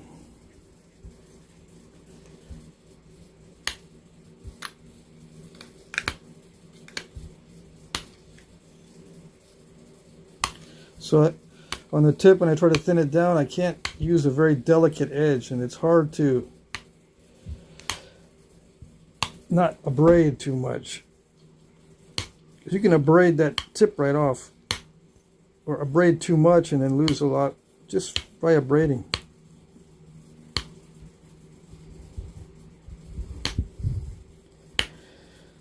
And all these pressure flakes are different. I'll push harder if I need to thin more. Or if there's an obstacle, I'll push harder. The angle changes if I don't need a long flake, or if I do need a long flake. There's changes in the angles. Very subtle though. It looks like it's the same every time, but it's not. Just subtle differences in each and every flake, depending on where I want it to go and how much I need to dig out of the side, or how much I need to thin.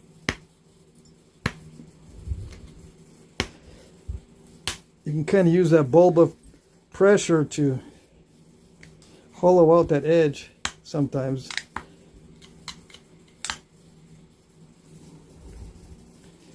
If there's a fat spot there, you can hollow out the edge by pushing really hard, creating a large bulb of pressure.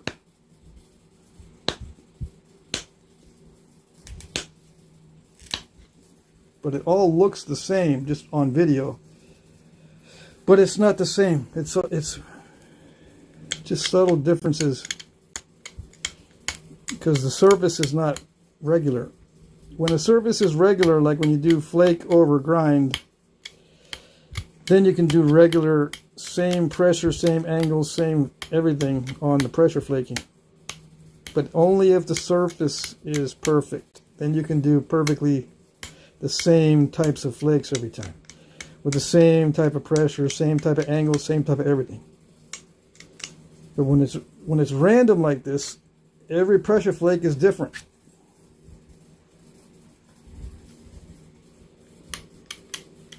And yeah, you can get good results as long as you're used to changing your approach with each and every flake. You get used to spotting what you need to do and spot it quickly so it doesn't take you all day. It takes lots and lots of practice to get consistent flaking on a random surface. But the more regular you make the surface, the more smooth it is, the easier it is to get consistent flaking. Because your odds are improved a lot. It's all odds. It's all a gamble. You got to improve the odds.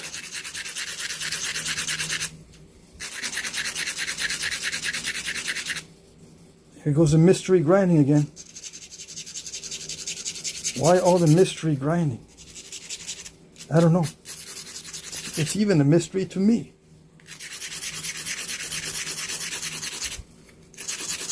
Really? No.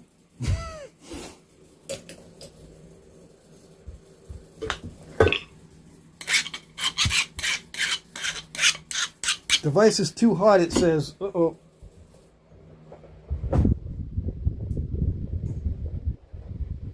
I gotta point the fan toward my camera. It says the device is too hot. Hopefully the reception doesn't cut in and out. I just got the notice. What temperature is it? It's like 84 degrees in the shop right now, and it's almost 11:20 at night here in Vermont, and it's still hot in here. When it's above 80, the phone doesn't like it.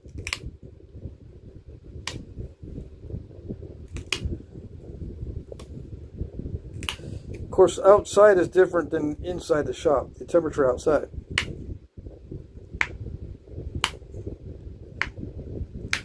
There's a lot of thermal mass in the shop that retains the heat because it got rocks in here. Funny how that works. But anyways, that's what causes it to retain its heat. They got stuff in here that retains a lot of heat.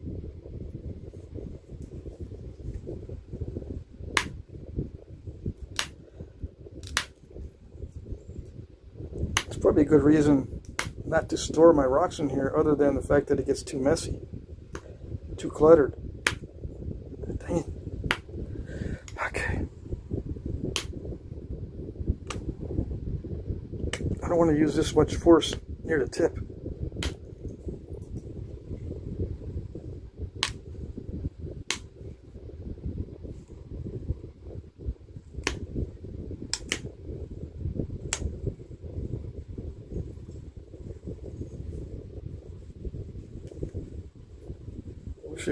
Yeah, I'm going to try doing the live streams with the regular YouTube live streaming so I can control the darn focus.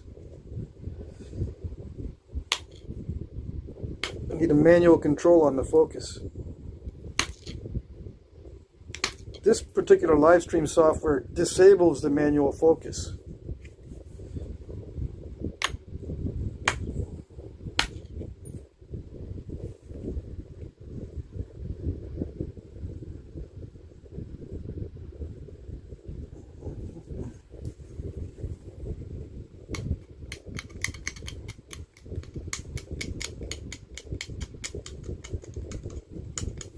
Now these Marcos points are straight-sided in many cases. So, I don't know, is that straight enough? I guess that's straight enough for a Marcos. Now I just got to do a pass on the other sides. Yeah. You can preserve the flake scars pretty much by just taking little bitty flakes. If you want to preserve that look, you can just take little bitty flakes to trim it.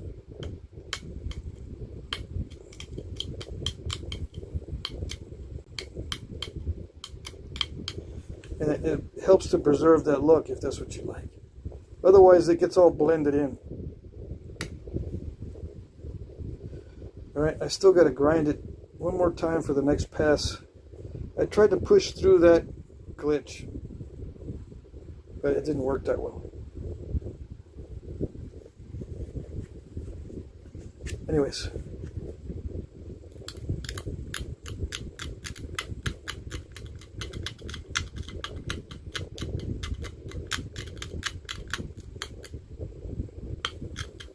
I do this because you need to move the edge this way, to move the edge that way for these flakes on this side.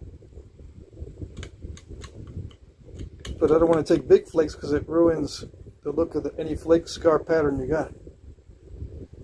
So I don't take big old flakes, I just take little bitty. And then I hope that it's going to move the edge enough. But if it's just downward pressure, it should move the edge enough.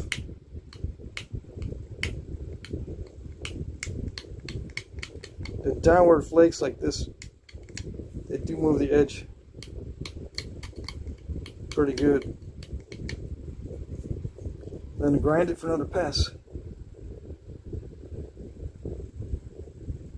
Alright, I'm going to grind it for a pass on that side.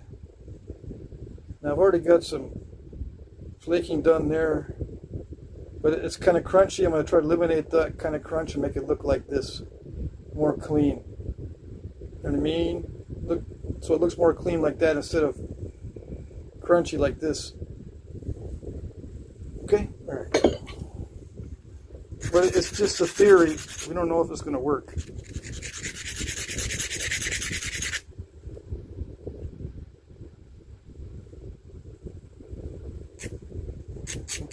Small hits beside the platform, then abrade the heck out of it, right? Yeah. Pretty much. If it's a delicate material, yes. When it's a delicate material, it needs a lot of abrading because it'll smash the edge when you try to push on it. If it's delicate, that's what it does. A more hard material won't smash on the edge as much. But this is very delicate. So there's a lot of abrading going on here. Let's see, I'm going to take some flakes off both sides.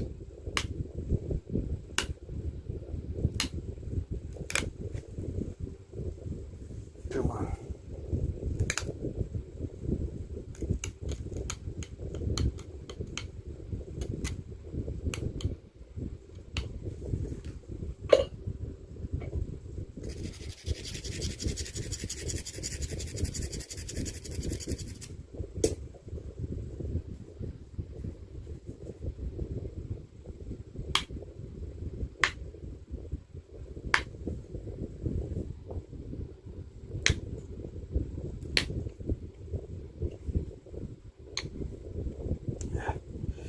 Oh well, let's see. I'm getting tired.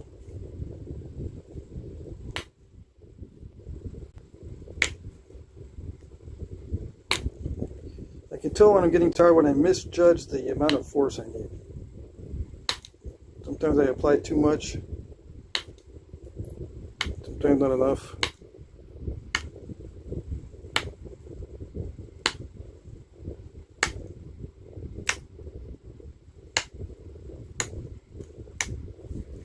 Okay, so that, I tried to make it look cleaner. See that? There's still a little bit of weirdness right there.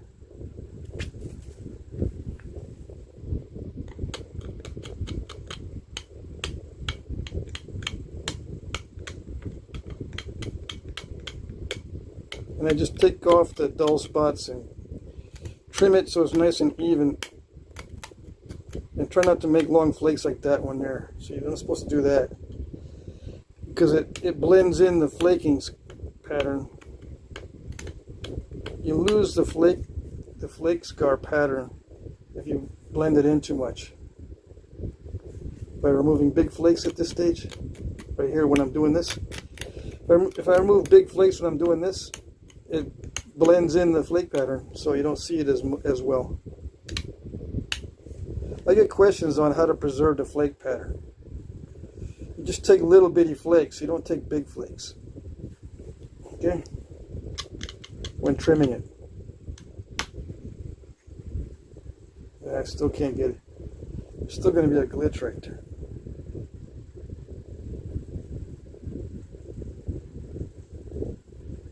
But I think I don't know. I think it looks a little bit cleaner than before.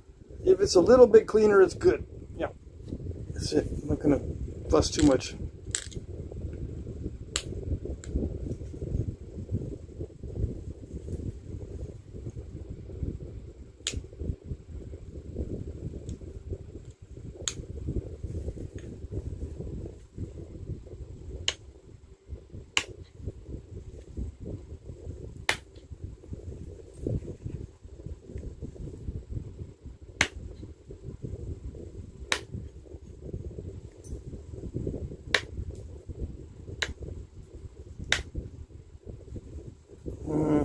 No.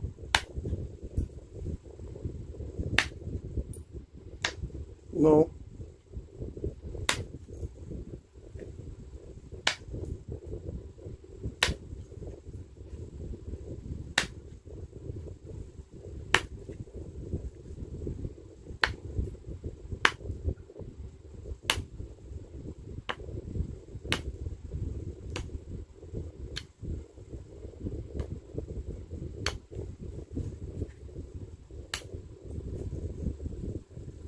Messed up right there, but I didn't want to push too hard.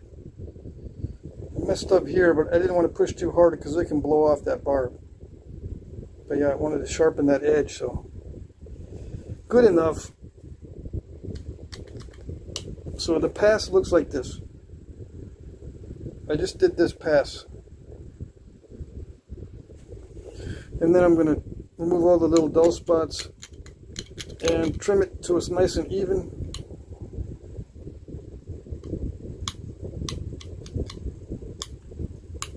Just a little bitty flake so it doesn't mess up the flake pattern.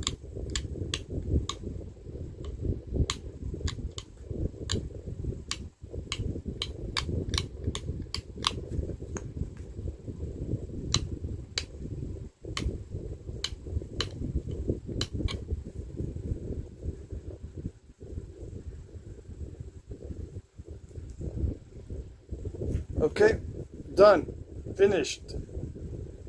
Symmetry is there. Yeah, good enough for symmetry. Symmetry there too on both sides. You got a nice taper, straight edges, no bubbles. I'm surprised it ended up with no bubbles.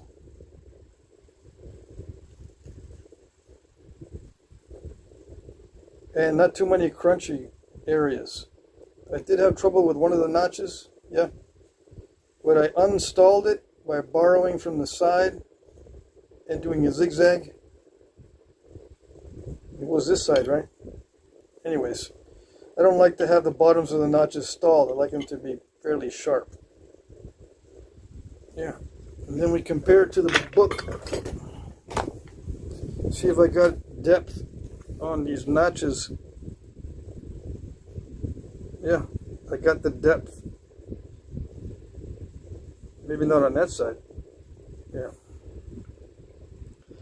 This one is just maybe a little bit deeper than what I did. Flip it. No, still a little bit deeper on the real one.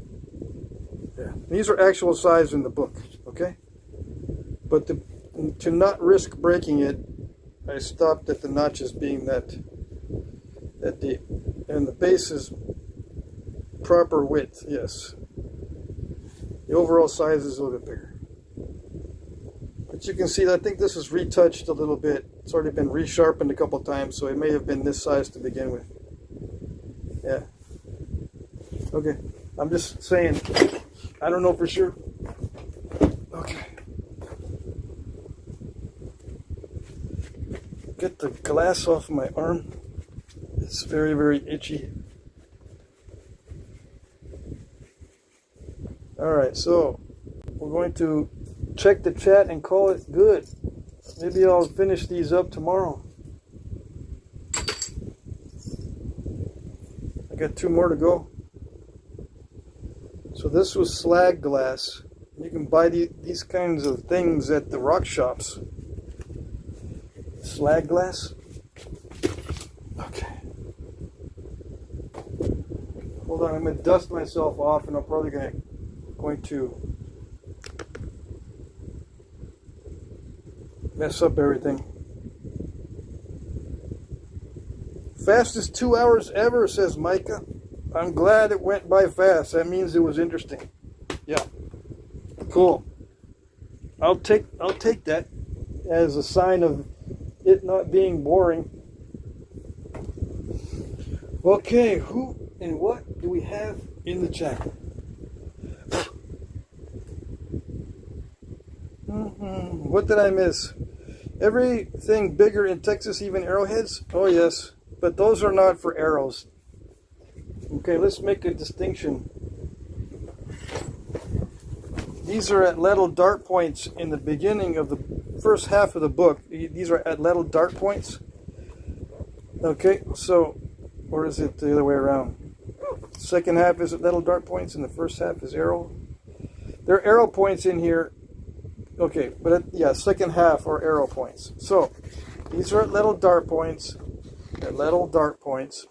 and then it transitions to arrow points, which are smaller. Look how much smaller.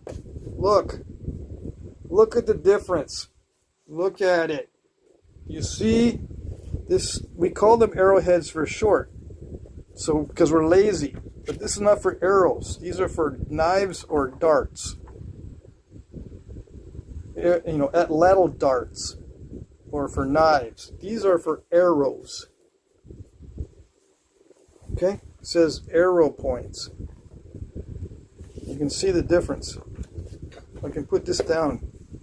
You can see the big difference. Now, there's not always a big difference because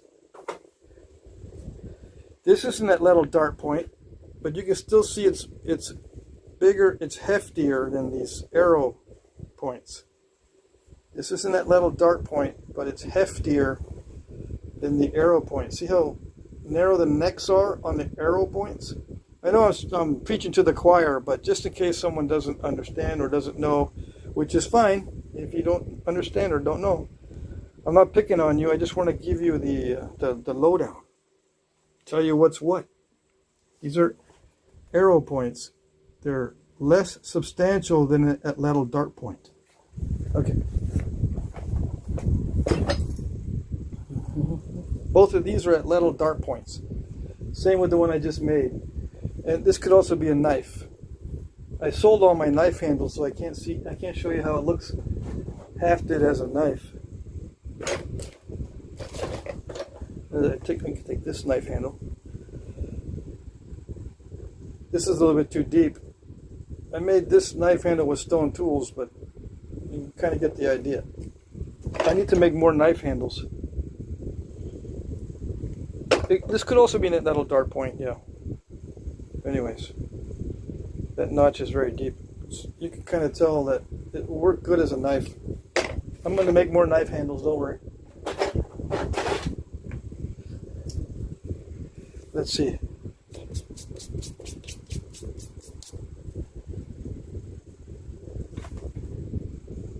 Nice arrows, yep.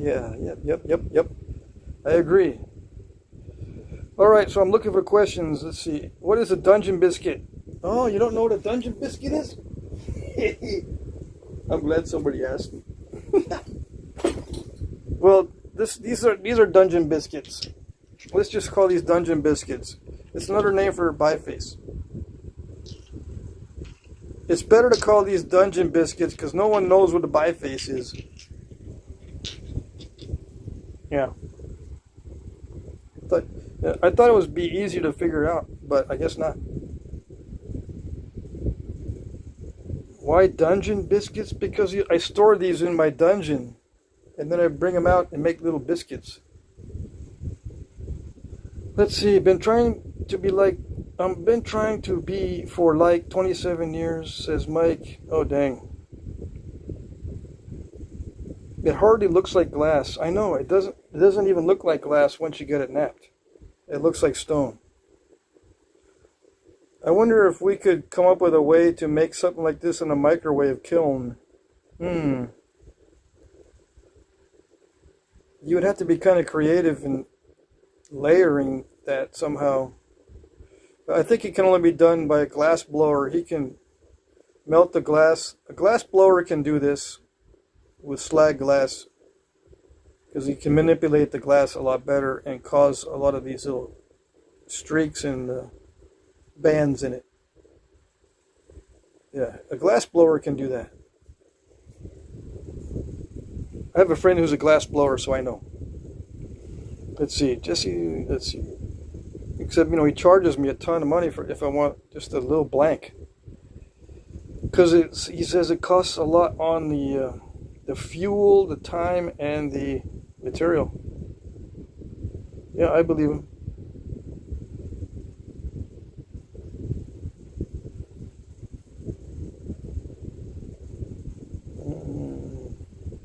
Let's see. Simple Country says, one thing I've noticed from going from copper to abo, I'm not as nitpicky anymore. Yeah, that's a good way to be. Croatia got robbed in the match. Dang it.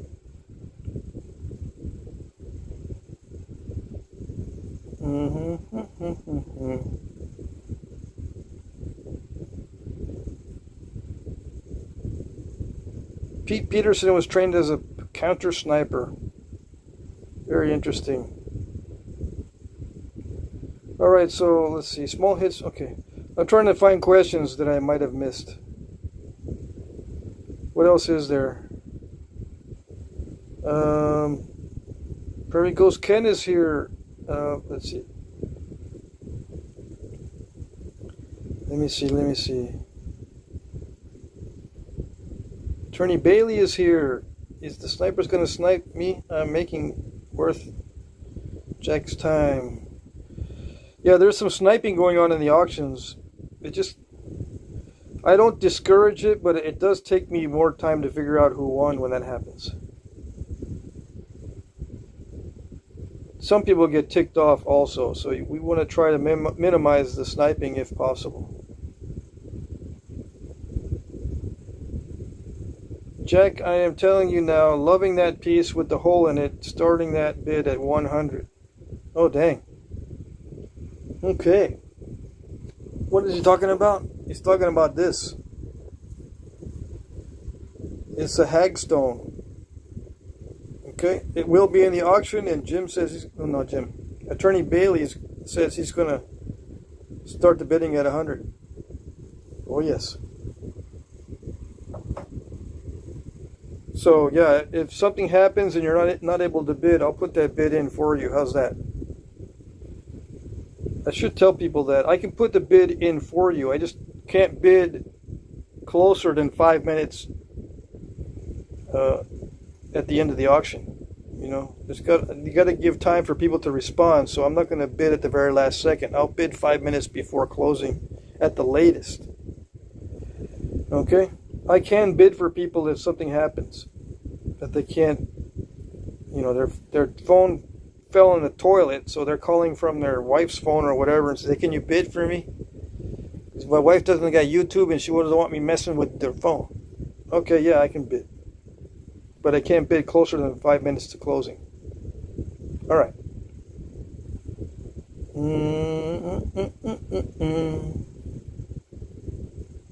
Lord of the Gooner says, "I use a flattened nail for chipping if I don't have a copper nail." Yep. Okay, what else?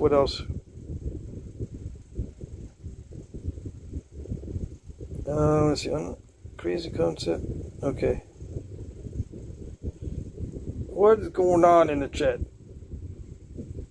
What's going on? You guys talking in code, I don't get it.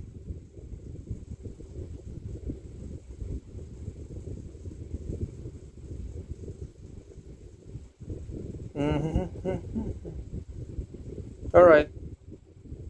Okay. We'll see. That's it.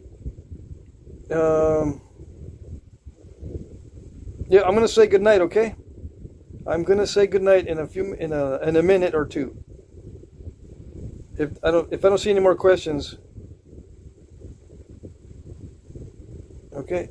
If I don't see any more questions, I'm gonna say goodnight. Jesse Garcia's here. Who else is here that I missed?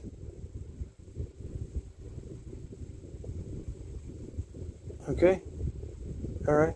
Great stream, Pat, says Ken. Thank you. Good night, everybody, says Stoneface. Good night, Mike.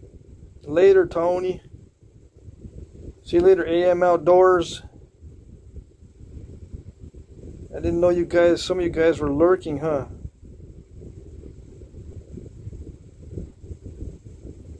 Jesse Garcia, good night. All right, we'll see you guys later. Tomorrow night. Friday night, right? Yeah, Friday night live stream. It's going to be it's not going to be natural tools. My natural tools are going to be Saturday, Sunday now. So tomorrow night, just regular tools. Gamer dude, you made it at the end. You missed it. Okay, 2-hour live stream every night now. Every night. And Saturday and Sunday is natural tools. And I use a horizontal format for my natural tools. So I only get like 1/10 the views, but I think it's worth it. Yeah.